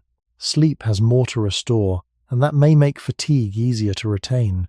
This does not mean humans are uniquely bad at resting. It means human rest may be especially easy to interrupt, dilute, or make incomplete. That is a different claim, and a more careful one. When viewed this way, fatigue begins to look less like a simple failure of energy, and more like the residue left behind when a complex body does not receive fully protective recovery. Human beings may feel tired faster than many other animals, not only because waking life is costly, but because restoration itself is never as total as people imagine. The body rises each day not from perfect renewal, but often from partial repair, carrying forward some small remainder of the previous day's work. And over time, that remainder becomes one more quiet reason human tiredness feels so familiar, so persistent, and so deeply woven into the ordinary rhythm of being alive. Human beings do not spend energy only on movement, temperature, posture, or thought in the narrow sense. They also spend energy on one another. This cost is easy to overlook because social life often feels normal, natural, and inseparable from being human. A conversation, a shared meal, a day spent near others, a moment of reading tone, expression, silence, or disagreement may not look physically demanding, yet each of these asks the nervous system and the brain to remain active in a particular way. A person must pay attention, interpret signals, control responses, remember context, and often adjust behavior in real time. Even in calm situations, this creates a quiet layer of work. The body is not simply present among others, it is regulating itself among others. This may be one reason human fatigue can deepen, even on days with little visible physical effort. Widely accepted research in psychology, neuroscience, and anthropology supports the broad idea that human beings are a deeply social species. Much of human survival has depended on cooperation, long-term care, communication, learning from others, and maintaining place within a group. Early humans did not survive mainly as isolated individuals. They depended on shared labor, protection, food distribution, childcare, and the transmission of knowledge across generations. Archaeological evidence cannot tell us exactly how a prehistoric person felt after a tense or demanding social day, and it would be unsafe to pretend otherwise. But the larger human pattern is clear. Our species evolved in small groups where social relationships mattered directly to survival. In that kind of world, paying attention to others would not have been optional. It would have been biologically important. A nervous system shaped by that history would be expected to treat social life as meaningful, and anything meaningful to survival usually carries metabolic and regulatory cost. This does not mean that all social contact is exhausting in the same way. Human connection can also regulate stress, provide safety, and support recovery. The point is more precise. Social life is not neutral. It asks the body to track faces, voices, status, intention, trust, tension, memory, and expectation. A person may leave a day of ordinary interaction feeling tired not because the body lifted or ran, but because the body remained socially engaged for hours. This engagement is rarely one single task. It is many small tasks layered together. The eyes monitor expression. The ears interpret tone. Memory compares present words with earlier experience. The body inhibits some responses and encourages others. Attention remains divided between what is being said and what is being implied. None of this is imaginary, and none of it is free. It belongs to the same total economy of fatigue that includes physical work, because the same organism is paying for both. This becomes even more meaningful when compared carefully with many other animals. Some animals are highly social, and it would be inaccurate to deny that. But human social life appears unusual in its density, flexibility, and dependence on interpretation. Humans do not merely stay near one another, they coordinate over time, remember obligations, infer hidden meaning, teach, negotiate, imitate, and form identities within groups. That complexity likely brought enormous evolutionary advantages. It allowed culture, cumulative knowledge, and cooperation on a scale that shaped the entire human path. But complexity often increases cost. A body built to remain responsive inside layered social worlds will rarely be resting in the simple way it seems from the outside. Even stillness, among others, can involve active regulation. For most of human history, this would have mattered every day. Survival depended not only on finding food or avoiding danger, but also on staying connected, readable, useful, and tolerated within a group. Human tiredness, then, may come partly from the fact that social existence itself is biologically expensive. The body is not only carrying itself through space, it is carrying itself through relationship. That relationship can nourish and protect, but it also requires continuous interpretation and self-control. Seen this way, fatigue is not only the result of solitary physical burden, it is also the result of being a species whose life has always unfolded inside groups, where attention to others was often as important as attention to the land, the weather, or the body itself. Humans may therefore feel tired faster than many other animals, not only because of muscles or heat or poor recovery, but because being human has long meant living inside a social world that never stops asking the body to listen, adjust, and remain available to other minds. Human social life does not only involve being near others, it involves understanding them, anticipating them, and often adjusting to them in ways that are not fully visible. A person may sit in a quiet room with others and appear at rest, yet the body may still be engaged in a continuous process of interpretation. Facial expressions are read, tone of voice is evaluated, pauses are noticed, and small shifts in posture or attention are tracked. At the same time, the person is regulating their own behavior, choosing what to say, what to withhold, how to respond, and how to remain within the expectations of the situation. This kind of activity rarely feels like physical work, but it is still a form of effort. It requires attention, memory, and control, and these processes draw on the same biological systems that support all other forms of action. Over time, this can contribute to a form of fatigue that is not tied to movement, but to participation. Widely accepted research in social neuroscience and psychology supports the idea that human interaction involves complex cognitive and emotional processing. The brain helps interpret social cues, manage responses, and maintain awareness of others, often at a level that does not reach conscious attention. This is part of normal human function. It allows communication, cooperation, and learning. But it also means that being socially present is not a neutral state. The body remains active in ways that are easy to overlook because they do not produce immediate physical strain. The cost is quieter. It appears gradually, often as a reduction in patience, clarity, or willingness to continue engaging. This becomes easier to understand when placed in the context of human evolution. Early humans lived in small groups where relationships were central to survival. Cooperation was necessary for food, protection, and the care of children. At the same time, group life required awareness of roles, expectations, and social dynamics. A person needed to remain attentive not only to the physical environment, but also to the behavior and signals of others. Archaeological evidence does not provide direct access to inner emotional states, and it would be unsafe to claim exact experiences. But the widely accepted picture of human social organization supports the broader point that interaction and coordination were essential. A nervous system shaped under those conditions would not treat social engagement as optional. It would treat it as meaningful, and meaning in biology usually carries cost. This may help explain why human fatigue can increase after periods of social interaction, even when those interactions are calm or positive. The body has been active in a different way. It has been maintaining attention, interpreting information, and regulating responses across time. Unlike a short physical task, this process does not always have a clear beginning or end. It can continue for hours without interruption, especially in environments where communication and social presence are constant. The result is a form of tiredness that feels broad and difficult to localize. A person may not feel physically exhausted, but may still feel a strong desire to withdraw, become quiet, or reduce engagement. Compared with many other animals, this pattern may stand out. Some animals live in groups and show complex social behavior, but human social life appears especially layered and flexible. Humans communicate through language, gesture, memory, and shared meaning. They track relationships across time, remember past interactions, and anticipate future ones. This creates a rich and adaptive social world, but it also increases the amount of information the body must process. The nervous system remains involved even in situations that appear simple on the surface. This involvement is not a flaw.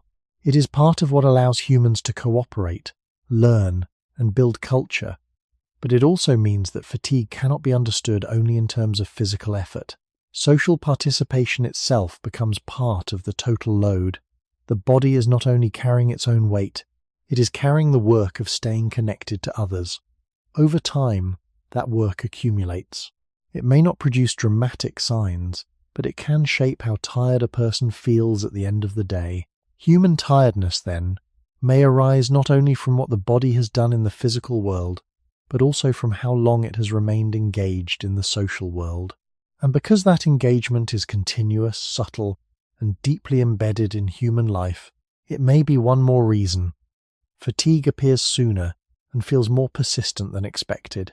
Human beings do not merely survive beside one another. They survive through one another, and this may be one of the quieter reasons fatigue runs so deeply through human life. A body living alone would still spend energy on posture, heat, movement, and thought, but a body living in a human group must do something more. It must remain readable, responsive, and socially manageable. It must notice who is near, who is listening, who is unsettled, who is trusted, and when silence means safety or tension, even in calm settings, this creates a steady background demand. The body is not at rest simply because it is sitting still among others. It is often regulating itself within a field of social information.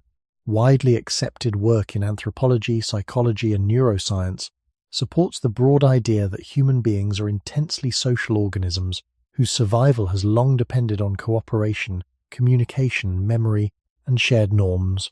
That does not mean every prehistoric group looked the same, and it would be unsafe to claim certainty about the emotional texture of daily life in the deep past. But the larger picture is well supported. For most of human history, people lived in small groups where food sharing, childcare, collective learning, and mutual awareness mattered directly to survival. In such a setting, social disengagement could carry costs. A person needed to remain sensitive not only to the physical environment, but also to the intentions and reactions of others. This likely helped make human social attention biologically important rather than optional. Once social attention becomes important to survival, it also becomes part of fatigue. This helps explain a familiar modern experience. A person can spend the day speaking, listening, observing, adjusting, and responding, and end it feeling genuinely tired even though little visible physical labor has taken place. The tiredness is not imaginary, and it does not need to be extreme to be real. The body has been maintaining social orientation for hours. It has been reading tone, predicting responses, restraining impulses, remembering context, and adjusting expression. None of these actions look heavy in the muscular sense, yet all of them require the nervous system to stay active. Human beings do not simply exchange information. They manage meaning, and meaning is metabolically quiet, but not free. This may be one of the important differences between humans and many other animals. Some animals live in groups, coordinate behavior, recognize individuals, and show complex social intelligence. That should be acknowledged carefully. But human social life appears unusually layered in its dependence on language, long memory, shared expectations, teaching, imitation, and invisible rules that change across context. A human does not only respond to what another person is doing in the moment. A human often responds to what that action may imply, what it recalls from the past, and what it may mean for the future of the relationship. This makes social life powerful, adaptive, and culturally rich, but it also enlarges the hidden burden carried by the brain and nervous system. The body remains socially awake even when the room is quiet. Archaeological evidence cannot tell us exactly how drained an early human felt after conflict, cooperation, or long periods of group dependence. It would not be responsible to pretend otherwise. Still, the broader evidence for cooperative living, long childhood, shared labor, care for vulnerable individuals, and the transmission of knowledge across generations strongly supports the conclusion that human life evolved inside persistent social demands. A body shaped in that setting would not treat the presence of others as biologically neutral. It would remain alert to them, organized around them, and influenced by them. That organization may be one reason fatigue in humans often feels broad and difficult to separate into neat categories. Physical tiredness, mental tiredness, and social tiredness are experienced differently, but they do not come from separate bodies. The same organism is paying all three costs. This is why a day with little movement can still leave a person with the deep desire to withdraw, grow quiet, or stop responding. The body may not be asking for muscular rest alone. It may be asking to reduce the total burden of being available to other minds. Human fatigue, then, is not only the result of moving through landscapes or managing heat and posture, it is also the result of moving through relationship. For a species whose history has been built inside cooperation, obligation, shared attention, and constant interpretation, social life itself becomes part of the energy equation. Humans may therefore feel tired faster than many other animals, not simply because the body is weaker, but because being human has long meant spending energy not only on surviving the world, but on surviving with one another in it. Human tiredness is shaped not only by how the body spends energy, but also by how reliably energy arrives. A body can endure many things more easily when fuel comes in steady patterns, but for most of human history, food did not arrive in that way. Meals were not always fixed, evenly spaced, or nutritionally predictable. Access to energy depended on season, landscape, success in gathering or hunting, social sharing, movement, and the changing condition of the environment itself. This matters because the human body is not only built to use energy, it is also built to protect itself when energy cannot be trusted. That protective tendency may be one of the reasons humans often feel tired sooner than expected. Fatigue, in this context, is not only the result of what has been spent, it is also influenced by the body's uncertainty about what will come next. Widely accepted knowledge in anthropology, physiology, and evolutionary biology supports the broad idea that human beings evolved under conditions of fluctuating food access rather than continuous, perfectly timed intake. This does not mean early humans were always hungry or always near starvation, and it would be inaccurate to make dramatic claims of that kind. The safer and more supported point is simpler. Human energy intake across most of history was variable. It depended on ecology, mobility, storage, technology, climate, and social organization. A body shaped under those conditions would have reason to remain cautious with expenditure. If fuel cannot be assumed, then preserving a margin becomes useful. This may help explain why tiredness in humans often feels like an early reduction in willingness rather than a late mechanical collapse. The body may not only be responding to current depletion, it may also be influenced by deeper regulatory systems shaped around uncertainty of supply. This becomes easier to understand when compared with many other animals. Some animals feed in highly patterned ways, while others also face fluctuations, but many are more tightly specialized to particular food sources, feeding rhythms, or ecological strategies. Human beings followed a more flexible path. They relied on varied diets, changing landscapes, learned food knowledge, and cooperation in acquiring and distributing resources. Archaeological evidence strongly supports this broad picture of dietary flexibility across the human past. Even though the exact balance of foods differed by place and time, that flexibility was a strength, but it also meant that the body could not always count on immediate replacement of what had been spent. A system built under those conditions would likely favor conservation. It would treat reserve as important. It would be more willing to reduce output early if continuing seemed likely to create future risk. This helps explain why fatigue can deepen when food timing is irregular, when effort extends across long periods, or when the body senses that available energy may not be securely replenished. The issue is not simply whether there are calories somewhere in the larger environment. The issue is how the body regulates action when supply has historically been uncertain. Human physiology includes mechanisms for storing energy and managing fluctuations, but those mechanisms do not eliminate the subjective experience of tiredness. More often, they work alongside it. Fatigue can become part of the body's broader way of protecting stability, encouraging pause before expenditure grows too costly. For most of human history, this would have been sensible. Early humans often moved long distances, responded to seasonal shifts, and depended on food systems that were never fully detached from weather, ecology, and collective effort. It would not be responsible to describe their inner sensations with certainty, but it is reasonable, within widely accepted evidence, to see human life as shaped by uneven energy availability rather than constant abundance. A body emerging from that history would not necessarily wait for complete depletion before signaling caution. It would benefit from slowing earlier. This also helps explain a modern paradox. A person may have access to food and still feel unexpectedly tired, or may notice that energy rises and falls in ways that seem disconnected from visible effort. The body is not always living by the logic of immediate abundance. It is still regulated by older systems that treat stability as something to be guarded carefully. Human tiredness, then, may come partly from the fact that the species did not evolve inside fixed meal schedules or guaranteed replenishment. The body learned to act within uncertainty, and uncertainty changes how effort is measured from within. Fatigue becomes not only a response to work already done, but a quiet restraint shaped by the long possibility that what is spent now may not be easily restored later. In that sense, tiredness belongs not only to muscle and motion, but also to the ancient problem of how a human body survives when fuel is valuable, variable, and never meant to be taken for granted. The human body does not wait for clear shortage before it begins to behave cautiously with energy. Even when food is available, the internal systems that regulate effort are not based only on what is present in the moment.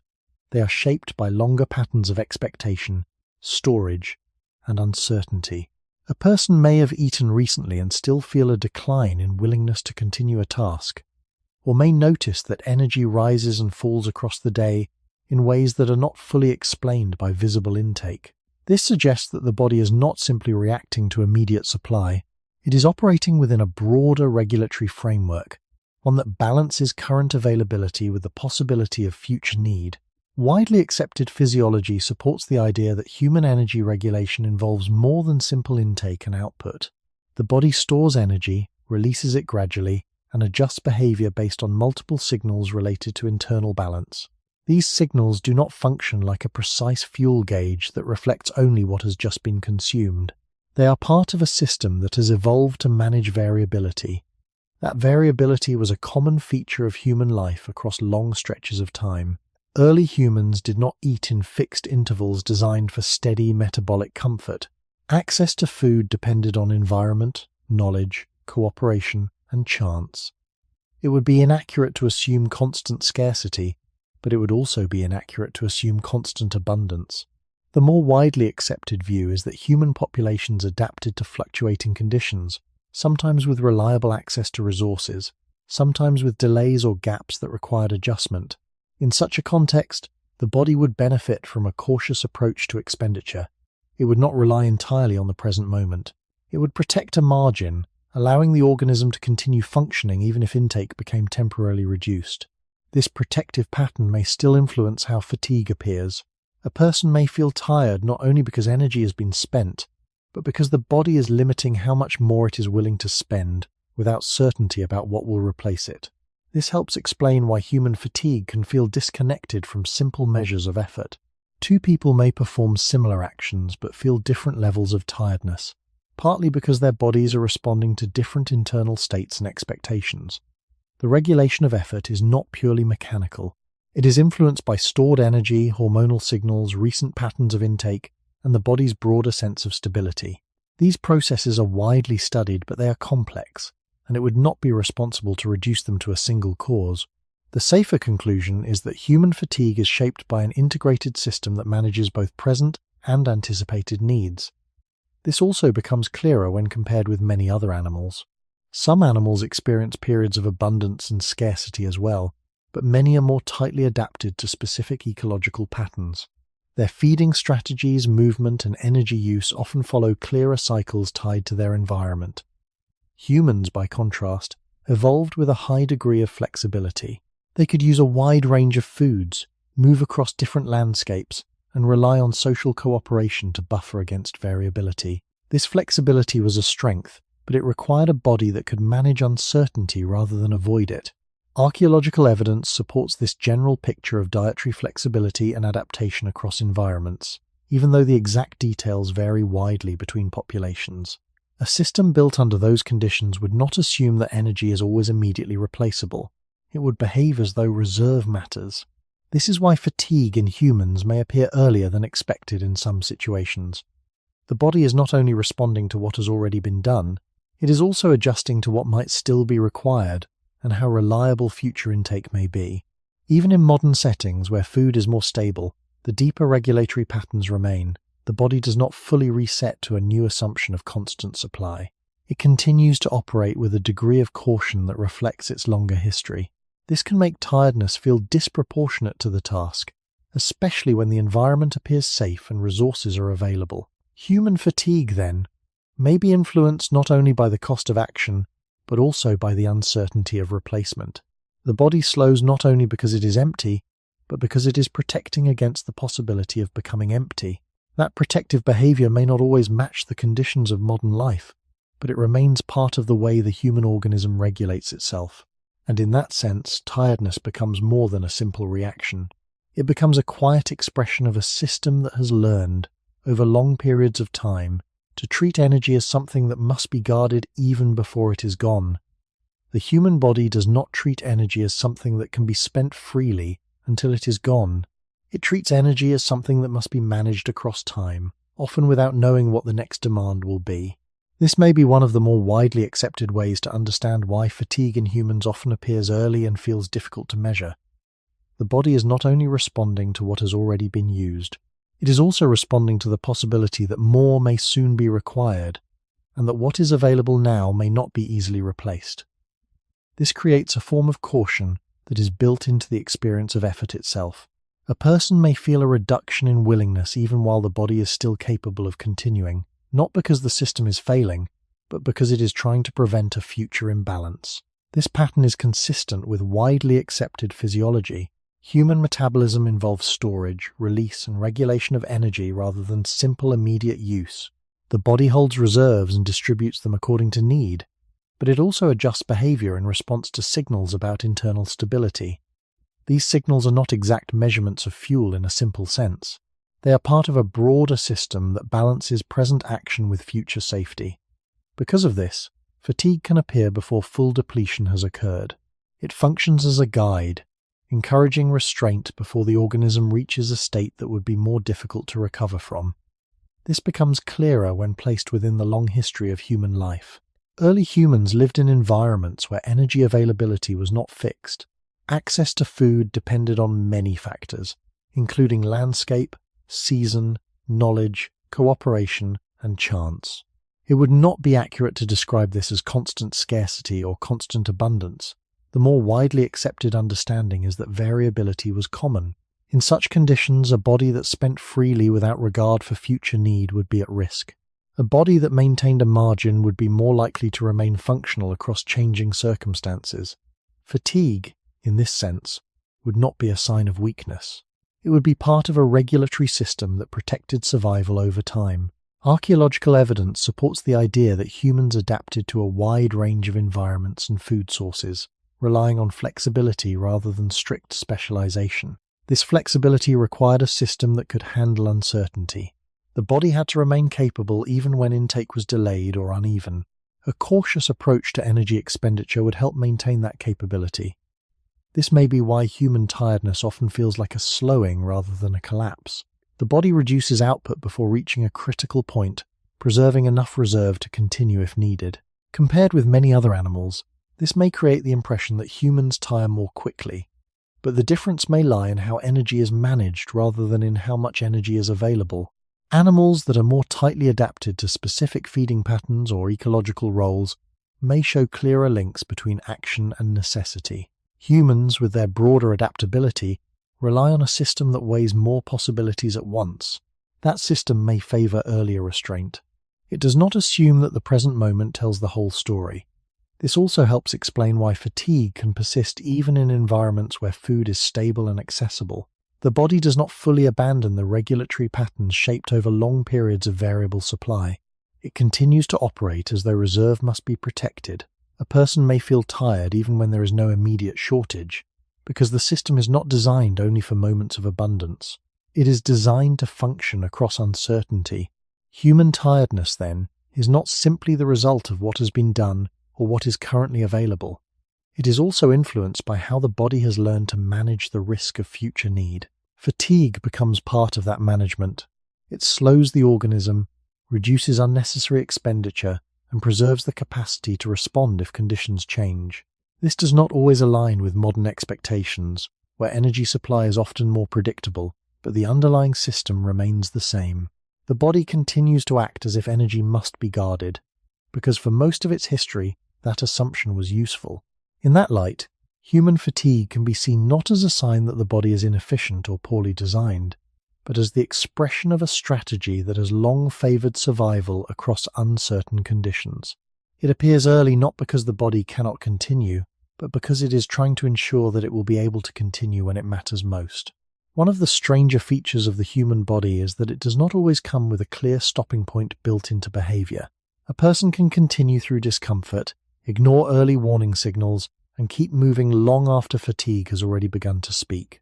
This does not mean the body has no limits. It means the limits are often indirect.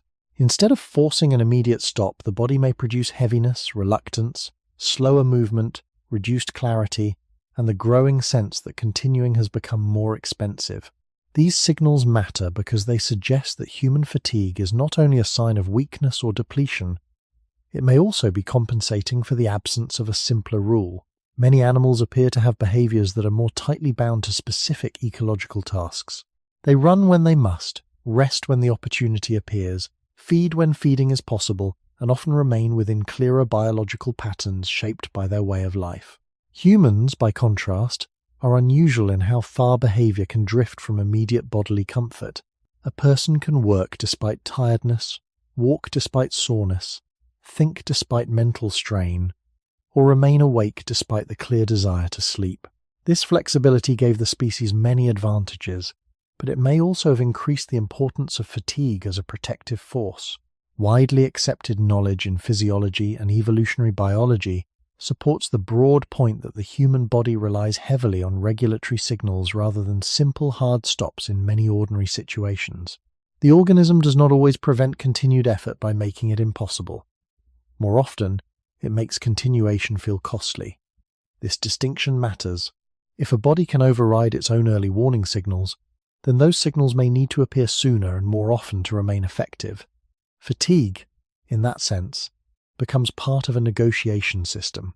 It attempts to restrain a creature capable of going beyond immediate comfort, beyond visible strain, and sometimes beyond what would be safest if left unchecked. This becomes easier to understand when placed in the longer human story. Early humans were not specialized for one narrow routine. They were flexible generalists who moved through varied environments, used tools, cooperated in groups, carried knowledge across time, and adapted behavior according to circumstance. That adaptability was powerful, but it also meant behavior could become less tightly tied to one fixed ecological pattern.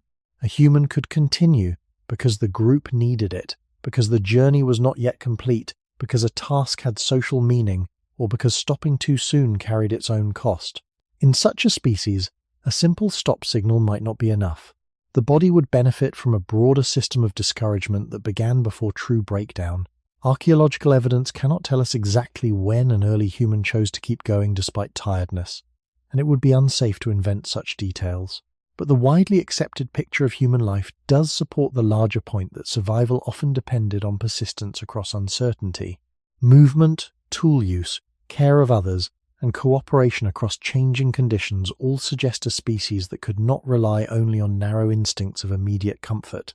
A body built for that kind of life would need internal breaks, because external demands would often ask it to continue. This helps explain why fatigue in humans can feel so persistent and so broad. It is not merely reporting what has already happened. It is trying to limit what might still happen if effort continues without restraint. The body may not be able to stop a person instantly, but it can reduce enthusiasm, slow posture, increase the felt burden of motion, and make every next action feel less inviting. In this way, fatigue may act as a substitute for the clear physical boundaries humans often lack in daily behavior. Compared with many other animals, humans may therefore seem to tire faster not because their tissues fail sooner, but because their regulatory system must work harder to control a creature capable of ignoring discomfort and continuing anyway. This also helps explain a common experience of human life. People often discover that they can continue after feeling tired, sometimes for quite a while. That fact does not prove the fatigue was false. It suggests the fatigue was a warning rather than an endpoint. Human tiredness, then, may be part of a body trying to govern a species with unusual behavioral freedom. The signal arrives early because the organism cannot always rely on instinctive stopping. It must create resistance from within. And that quiet resistance may be one more widely accepted reason humans feel tired sooner than many other animals. Not because the body is fragile, but because it is trying to protect a being that can so often push past what the body would have preferred. The human body often has to restrain a creature that can keep going for reasons beyond immediate biology. A person can continue not only because the muscles still work, but because the mind can attach effort to meaning, duty, fear, hope, habit, or social expectation. This is one of the more unusual features of being human. Fatigue may be present, discomfort may be clear, and yet action can continue because the individual is not responding only to the body's simplest signals. Many other animals also persist when necessary, and it would be inaccurate to deny their endurance or flexibility. But in humans, behavior appears especially capable of separating itself from immediate bodily ease. A person can work through pain, remain awake through tiredness, or keep moving through strain for reasons that are not purely mechanical. This matters because a body facing such a creature may need stronger internal warnings. If behavior does not always stop when discomfort begins, then fatigue may need to begin earlier and spread more broadly in order to have any protective influence at all. Widely accepted physiology supports the general idea that fatigue often acts as a regulatory signal rather than a simple sign of total failure. The body does not always shut action down by force. More often, it changes the experience of action. Movement feels heavier, concentration becomes harder to maintain, and motivation begins to fade. This shift is important because it reveals what fatigue may be trying to do. It is not always declaring that no further effort is possible. It is often trying to make further effort less attractive. In a species that can override discomfort, that kind of signal becomes especially important. The body may not be able to stop a person completely, but it can increase the subjective cost of continuing. This would make good sense in the longer human story. Early humans lived in conditions where stopping too soon could be costly, but continuing too far could also be costly. A person might need to keep walking because the group had not reached shelter, keep searching because food had not yet been found, or keep carrying because another individual depended on it. In those settings, behavior could not be governed by comfort alone. The body had to remain capable of persistence, but it also had to protect itself from the risks of persistence. Fatigue may have been part of that protection. It could reduce intensity, encourage pacing, and create hesitation before real damage or dangerous depletion occurred. Archaeological evidence cannot reveal the inner moment when an early human chose to continue despite tiredness, and it would not be responsible to claim certainty about those experiences. But the wider evidence does support a species that depended on long movement, cooperation, tool use, planning, and the ability to act across uncertain timeframes. That is enough to support a careful conclusion. Human behavior often operated across needs that were social, environmental, and delayed, not only immediate. A body shaped in that context would benefit from internal breaks that worked before collapse. This may explain why human fatigue often feels frustratingly early. The body may be trying to control not a passive organism, but one that is unusually capable of ignoring its first warnings. This also helps explain a common human experience. People often feel tired, slow down, and then discover they can continue much farther if circumstances demand it. That does not mean the tiredness was meaningless. It means the signal was doing what such signals often do. It was trying to reduce risk before the body reached a point where risk would rise sharply. The fact that a person can override the signal does not make the signal false. It only shows that the human body and the human will are not perfectly aligned. Compared with many other animals, humans may therefore appear to tire quickly because their fatigue system must compensate for unusual behavioral freedom. A species that can keep going for reasons beyond immediate physiology may also need earlier, louder, and more persistent warnings from within. Human tiredness, then, may not only reflect what the body has done, it may also reflect what the body fears this particular kind of creature might still try to do.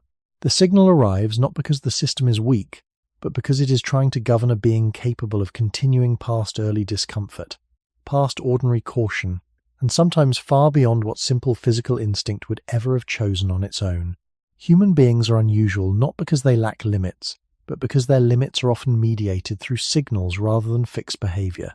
This may be one of the clearest, widely accepted ways to understand why fatigue feels so central to human life. The body does not always stop a person by making action impossible. More often, it tries to influence action before impossibility arrives. It changes how movement feels, how thought feels, how posture feels, and how willing the organism remains to continue. This matters because humans can persist for reasons that do not come only from the body's simplest needs. A person can keep walking because a destination matters, keep working because others depend on it, keep speaking because silence has a cost, or remain awake because stopping is not yet allowed by circumstance. In such a species, a simple biological shutdown would often come too late. A more effective strategy would be to create resistance early. Fatigue may be one of the main forms that resistance takes. This conclusion fits broadly with widely accepted physiology and evolutionary reasoning. Human fatigue is often understood not as proof that all capacity has been exhausted, but as part of a regulatory system that protects the body before more serious imbalance, injury, or depletion occurs. The signal can be strong even while some capacity still remains. That is why people so often discover that they can continue after feeling tired. They can still act, but action feels more expensive. This is not a contradiction. It is exactly what a protective system would be expected to do. It does not always remove ability. It reduces willingness, increases perceived cost, and encourages restraint. In a creature whose behavior can drift away from immediate bodily comfort, that kind of system becomes especially useful. The body must govern not only tissue and energy, but also persistence. The longer human story helps make this more plausible. Early humans lived under conditions where stopping too soon could be dangerous, but continuing too long could also be dangerous. A group might need to keep moving to find water, reach shelter, or stay together. A person might need to keep carrying, keep searching, or keep watching. Human life unfolded across delayed outcomes, uncertain environments, and social obligations that could push behavior past easy comfort. Archaeological evidence cannot tell us exactly what an early human felt in such moments, and it would be unsafe to claim precise inner experiences. But the broader picture is widely accepted. Human survival depended on cooperation, endurance over time, flexible planning, and the ability to continue under uncertainty. In a body built for that kind of life, fatigue would make sense as an early break rather than a final wall. This also clarifies why human tiredness can feel so frustrating in ordinary life. The signal often arrives before visible collapse because visible collapse is what the body is trying to avoid. If the organism had to reach severe depletion before caution appeared, the warning would come too late to be useful. A person may therefore feel tired during moderate effort, during long attention, during emotional strain, or even before a task fully begins. The body is not necessarily reporting failure. It is trying to protect a margin. That margin matters more in humans because human behavior is flexible enough to keep going under pressure, meaning, habit, or necessity. Many other animals persist impressively in their own ways, and comparisons should be made carefully. But humans seem especially able to continue for reasons that are symbolic, social, or delayed, not only immediate. that increases the value of internal discouragement. Fatigue becomes one of the tools the body uses to negotiate with a creature that can override comfort and keep spending. Seen in this light, human tiredness is not only the result of the work already done, it is also part of the body's attempt to control the work that might still be done if no resistance appeared. This may be why fatigue often feels larger than the moment seems to justify. The body is calculating beyond the moment. It is protecting against the possibility that effort will continue, that demands will accumulate, and that recovery may not be immediate. Human beings may therefore feel tired faster than many other animals, not because the body is simply weaker, but because the body must restrain a form of behavior that is unusually open-ended. The human organism can continue past comfort, past early warnings, and sometimes far past what simpler biological pacing would choose. Fatigue answers that freedom with friction. It slows, dims, and discourages before true breakdown arrives. And in that sense, tiredness may be one of the most familiar signs not of human weakness, but of a body working constantly to protect a species that can so easily ask too much of itself. Modern life often looks easier than the environments that shape the human body, yet ease on the surface does not always reduce fatigue beneath the surface. A person may move less than early humans moved, face less cold, less hunger, less open danger, and still feel tired in ways that seem strangely persistent. This is one of the central paradoxes of human fatigue. If the body now lives with more protection, why does tiredness not simply fall away? One widely accepted answer is that the body was not shaped for comfort alone. It was shaped for regulation within changing conditions. When those conditions change faster than biology does, old regulatory systems do not disappear. They continue to operate inside a new environment, and sometimes they produce signals that no longer fit the visible reality around them. This helps explain why humans can feel tired even when the day contains little physical hardship. The body may still be running ancient programs of caution, conservation, and internal monitoring, even in spaces that look safe and well supplied. Widely accepted knowledge in evolutionary biology and physiology supports the broad principle that human biology changes far more slowly than culture, technology, and environment. The bodies people now inhabit were not built from the beginning for chairs, climate control, artificial light, fixed routines, and long periods of mental work combined with low physical variation. Human physiology emerged across long stretches of time in conditions where movement, environmental exposure, changing food access, and irregular rest were common. This does not mean the human body is malfunctioning in modern life, and it would be too simple to say that the present is unnatural in every respect. The safer point is narrower and more useful. Many of the systems that regulate energy, alertness, posture, and recovery were shaped under older conditions, and those systems still influence how tiredness appears today. This becomes clear when looking at the mismatch between reduced necessity and unchanged signaling. A person may not need to walk far, carry water, gather food, or remain outdoors for long, yet the body can still produce heaviness, reduced motivation, and diffuse fatigue. Part of the reason may be that modern comfort removes some demands while leaving many regulatory burdens untouched. The brain still consumes energy. The nervous system still monitors. Upright posture still carries cost. Sleep can still be incomplete. Social life can still be draining. The body still has to balance heat, hydration, and internal stability. In some cases, comfort may even reduce the kinds of movement variation that once distributed load more naturally across the day, leaving the body with long, static periods that are easy to confuse with rest. But stillness is not always restorative. A body shaped for regular shifts in posture and movement may not interpret prolonged immobility as true recovery. Instead, it may remain low in energy while accumulating a different kind of strain. Archaeological evidence cannot tell us how early humans would have felt inside modern rooms, and it would be irresponsible to invent that comparison too directly. But the broader human story is widely accepted. For most of our species' existence, life unfolded in close contact with weather, terrain, variable light, and repeated low to moderate movement. The human organism became good at operating within that pattern, not within every feature of the environments built much later by civilization and technology. This does not make modern life an error. It simply means that present comfort does not automatically produce deep biological ease. The old systems remain, They do not vanish because the floor is smooth or the air is warm. This also helps explain a common experience in modern life: fatigue that feels disconnected from obvious hardship. The body may be protected from many ancient threats, yet still remain metabolically busy, neurologically alert, and structurally burdened in quieter ways. Human tiredness, then, may persist not because modern life is harder in every direct physical sense, but because the body carries forward regulatory strategies from a much older world. Those strategies were useful when danger, effort, and uncertainty were distributed differently. Now they continue inside environments that often reduce visible demands without fully satisfying the deeper conditions under which the body evolved to feel restored.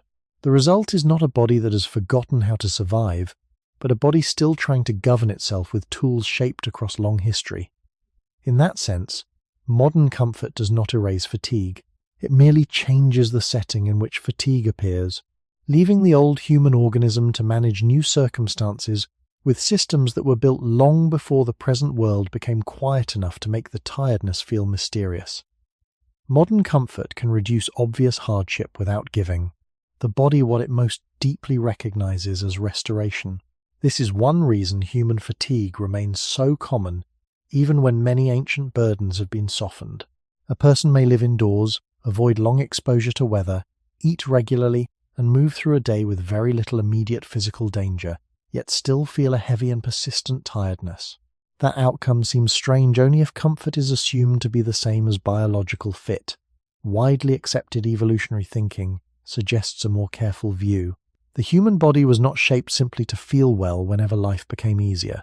It was shaped to regulate itself under specific long-term conditions, and many of those conditions involved variation rather than stillness, daylight rather than extended artificial illumination, repeated movement rather than long static posture, and close interaction with changing terrain, temperature, and time of day.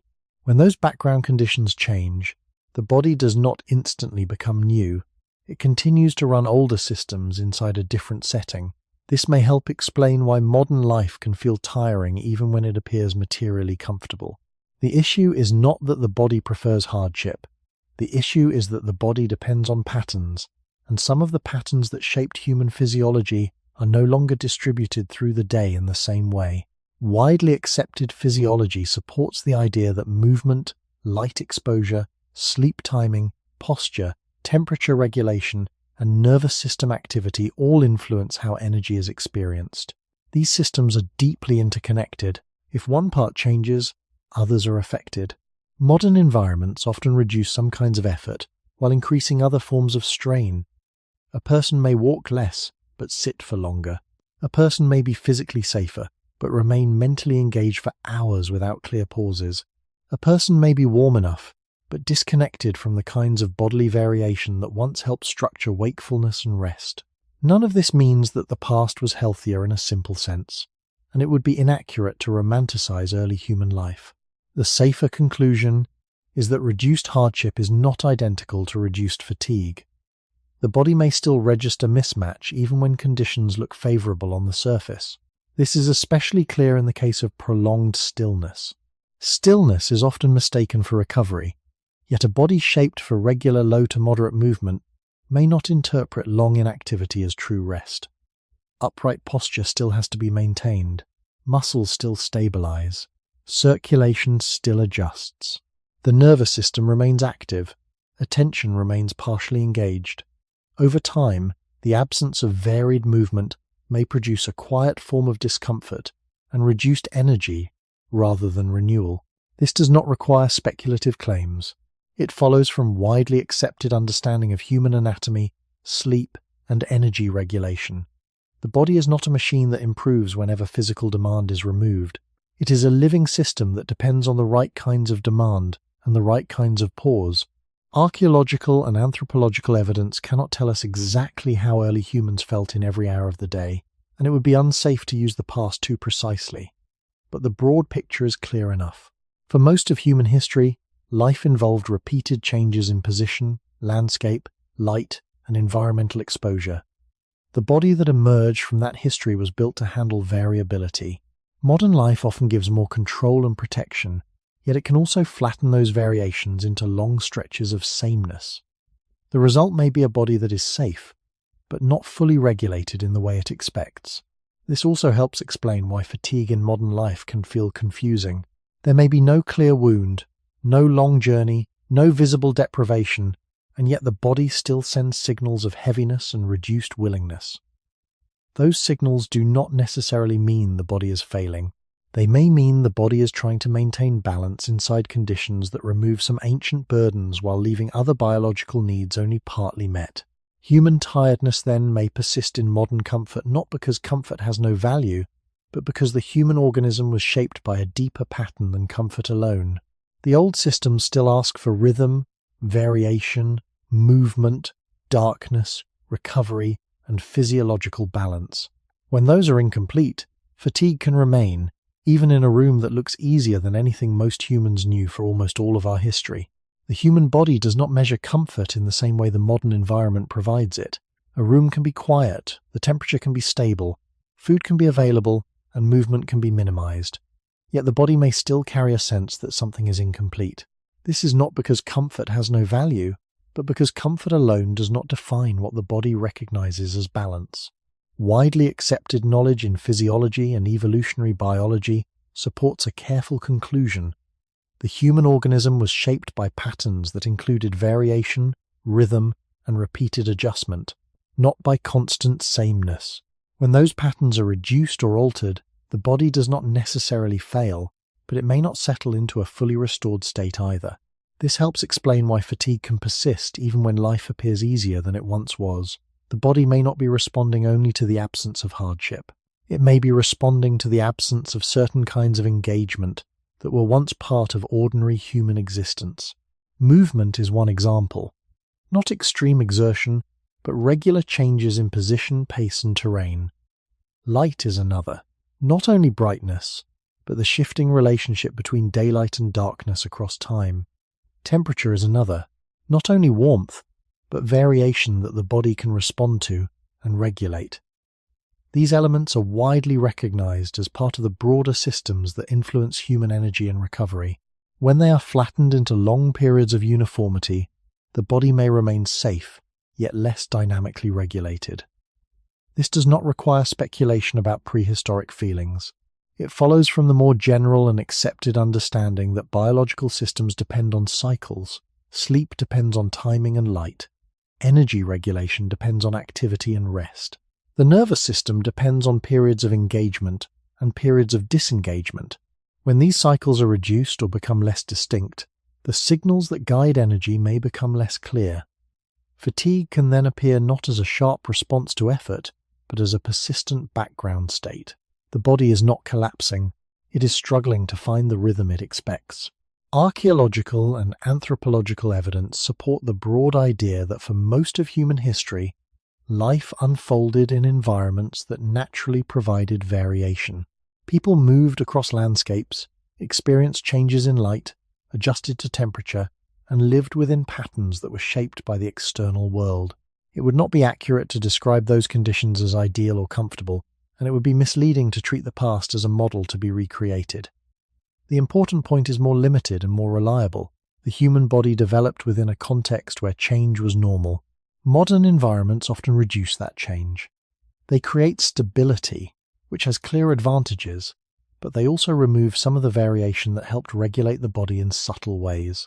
This may be one reason fatigue feels different now. It is not always tied to a clear event. It can linger as a general reduction in energy, even when no single cause is obvious. The body may be missing certain inputs while still receiving others. It may be protected from cold, hunger, and exposure, yet still engaged in prolonged stillness, continuous mental activity, and limited physical variation. These combinations can produce a form of tiredness that is not easily resolved by rest alone, because the underlying pattern that would normally guide recovery is incomplete. Compared with many other animals, this creates a distinct situation. Animals often remain closely linked to the rhythms of their environment. Their activity, rest, feeding, and movement patterns are shaped by ecological conditions that provide built-in variation. Humans, through culture and technology, have gained the ability to step away from those rhythms. This is a powerful advantage, but it also creates a new challenge. The body must now regulate itself in environments that do not always provide the signals it evolved to use. Human fatigue, then, may not be a simple sign that something is wrong in the immediate sense. It may be a sign that the organism is trying to maintain balance in conditions that are stable in some ways and incomplete in others. The tiredness persists not because the body has forgotten how to recover, but because recovery depends on patterns that are no longer consistently present. In that sense, modern life does not remove fatigue. It changes its shape. It moves it away from clear physical exhaustion and into a quieter, more continuous form. And that form may feel more confusing, not because it is less real, but because it no longer follows the visible logic that once connected effort, environment, and recovery in a more direct way. By the time the human body begins to feel tired, it is often carrying far more than the visible moment can explain.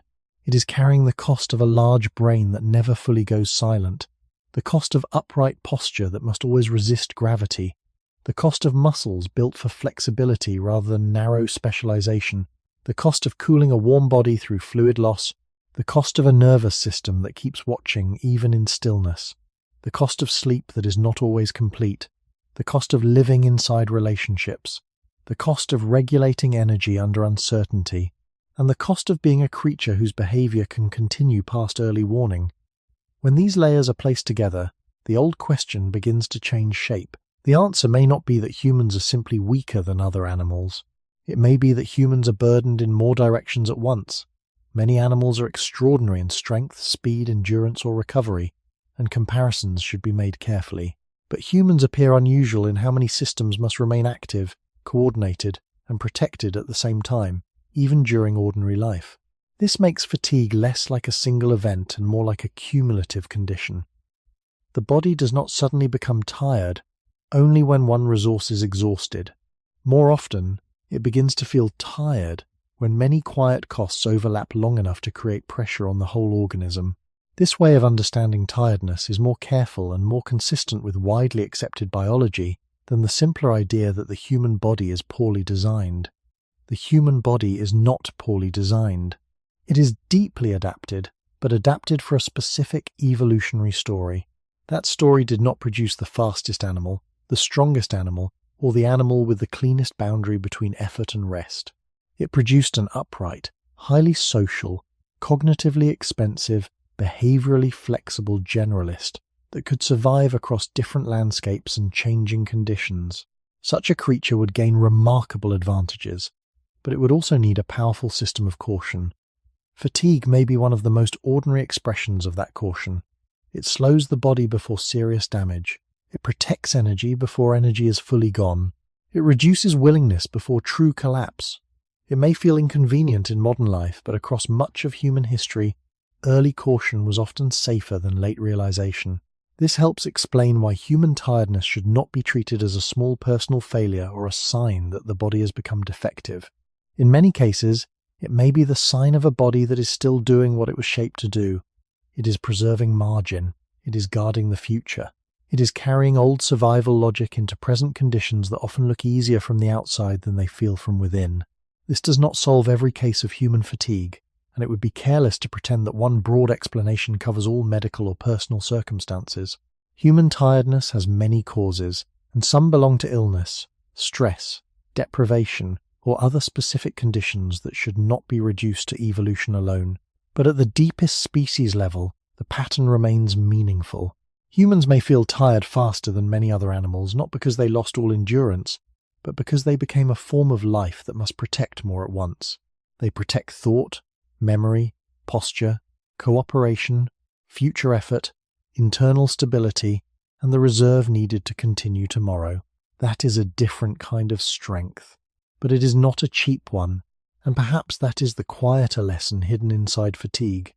The human body is not only a machine for action, it is also a system for restraint, shaped by a long past in which survival depended not merely on what could be done in the moment, but on what had to remain possible after the moment was over.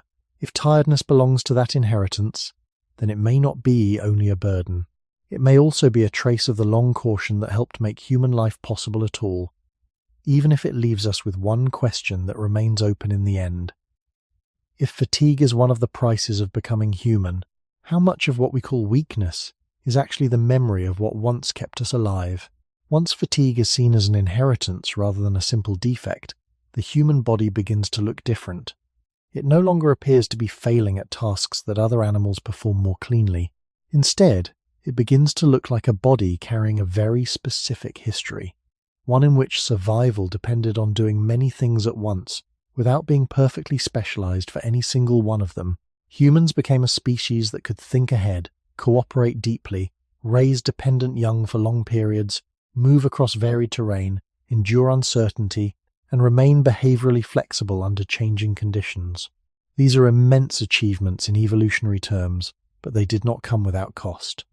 The cost may be felt not only in illness or extreme hardship, but in ordinary tiredness itself. Widely accepted biology supports the general principle that every major adaptation involves trade-offs. A body cannot gain indefinitely in one direction without paying in another. The human story appears to reflect this clearly. A larger brain increases cognitive power but raises baseline energy demand. Upright posture frees the hands and changes movement possibilities but adds continuous balance and structural cost. Flexible muscles and versatile movement support survival across many environments but may reduce the efficiency of narrow specialization. Social intelligence expands cooperation and learning but makes wakefulness more metabolically and emotionally dense.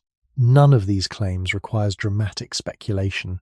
They follow from a broad and cautious reading of anatomy, physiology, evolutionary biology, and anthropology.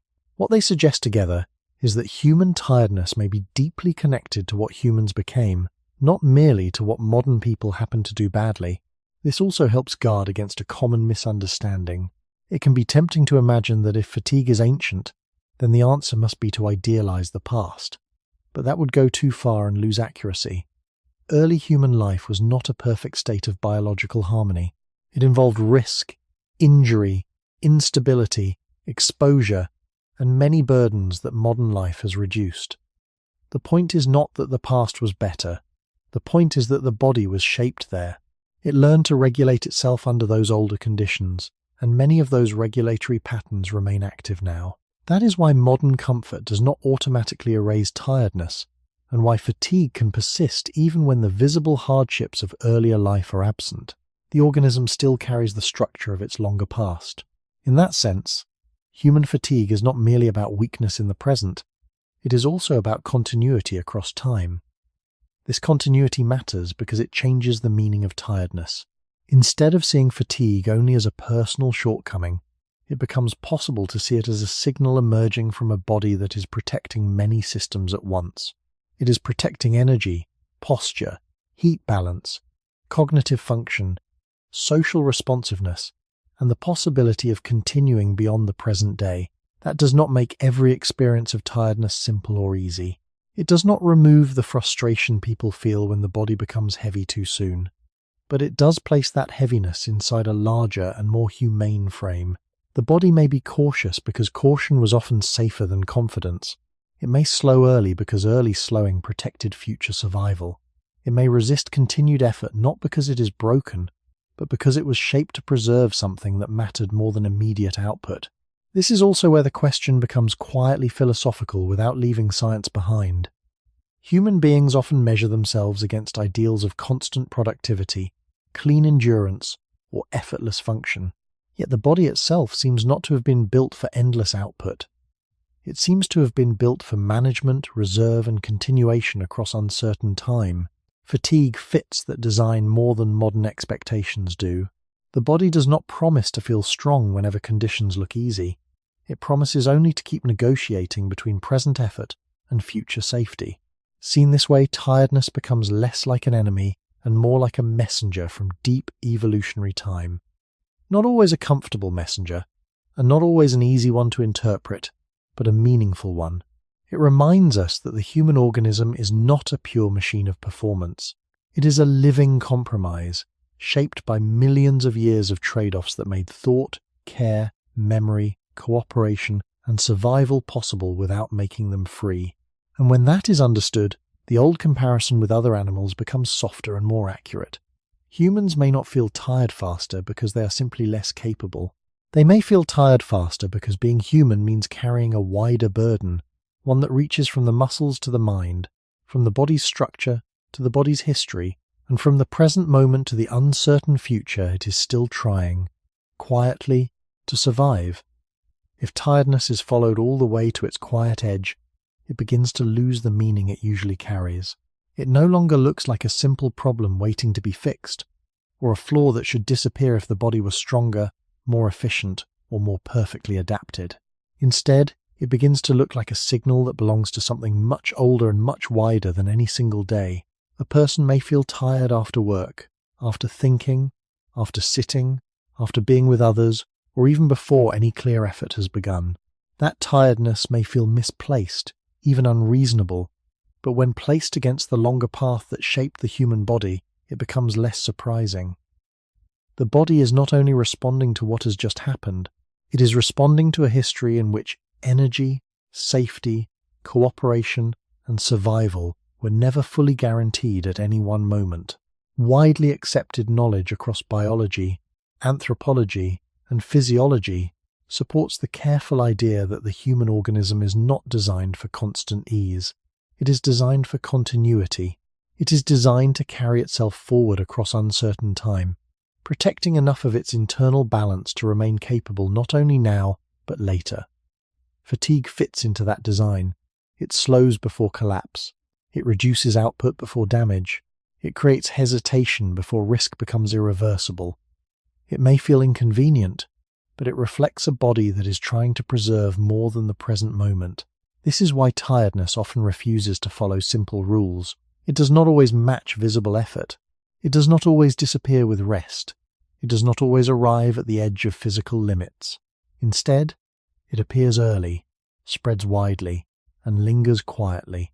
These features can feel frustrating, but they are also consistent with a system that must manage many overlapping demands. The body is not only a structure of muscle and bone, it is a coordinated whole that includes heat, balance, cognition, social awareness, energy storage, and the regulation of future possibility. Fatigue emerges from that whole, not from one isolated part. This also changes how the question itself can be held at the end. Humans may seem to feel tired faster than many other animals, but the comparison becomes less about speed and more about complexity. A body that carries more layers of regulation, more forms of awareness, and more dependence on anticipation may also need to slow earlier to remain stable. The signal of tiredness is not announcing failure. It is participating in control. It is part of how the body prevents the freedom of human behavior from turning into unnecessary loss. This does not remove the discomfort of being tired. It does not make the experience easier in the moment, but it may shift how that experience is understood. Fatigue can be seen not only as something to resist, but as something that reveals how the human body works. It shows that the organism is not built to spend without limit. It shows that preservation is as central as action. It shows that even in quiet modern spaces, the body continues to carry a deeper logic shaped across long time.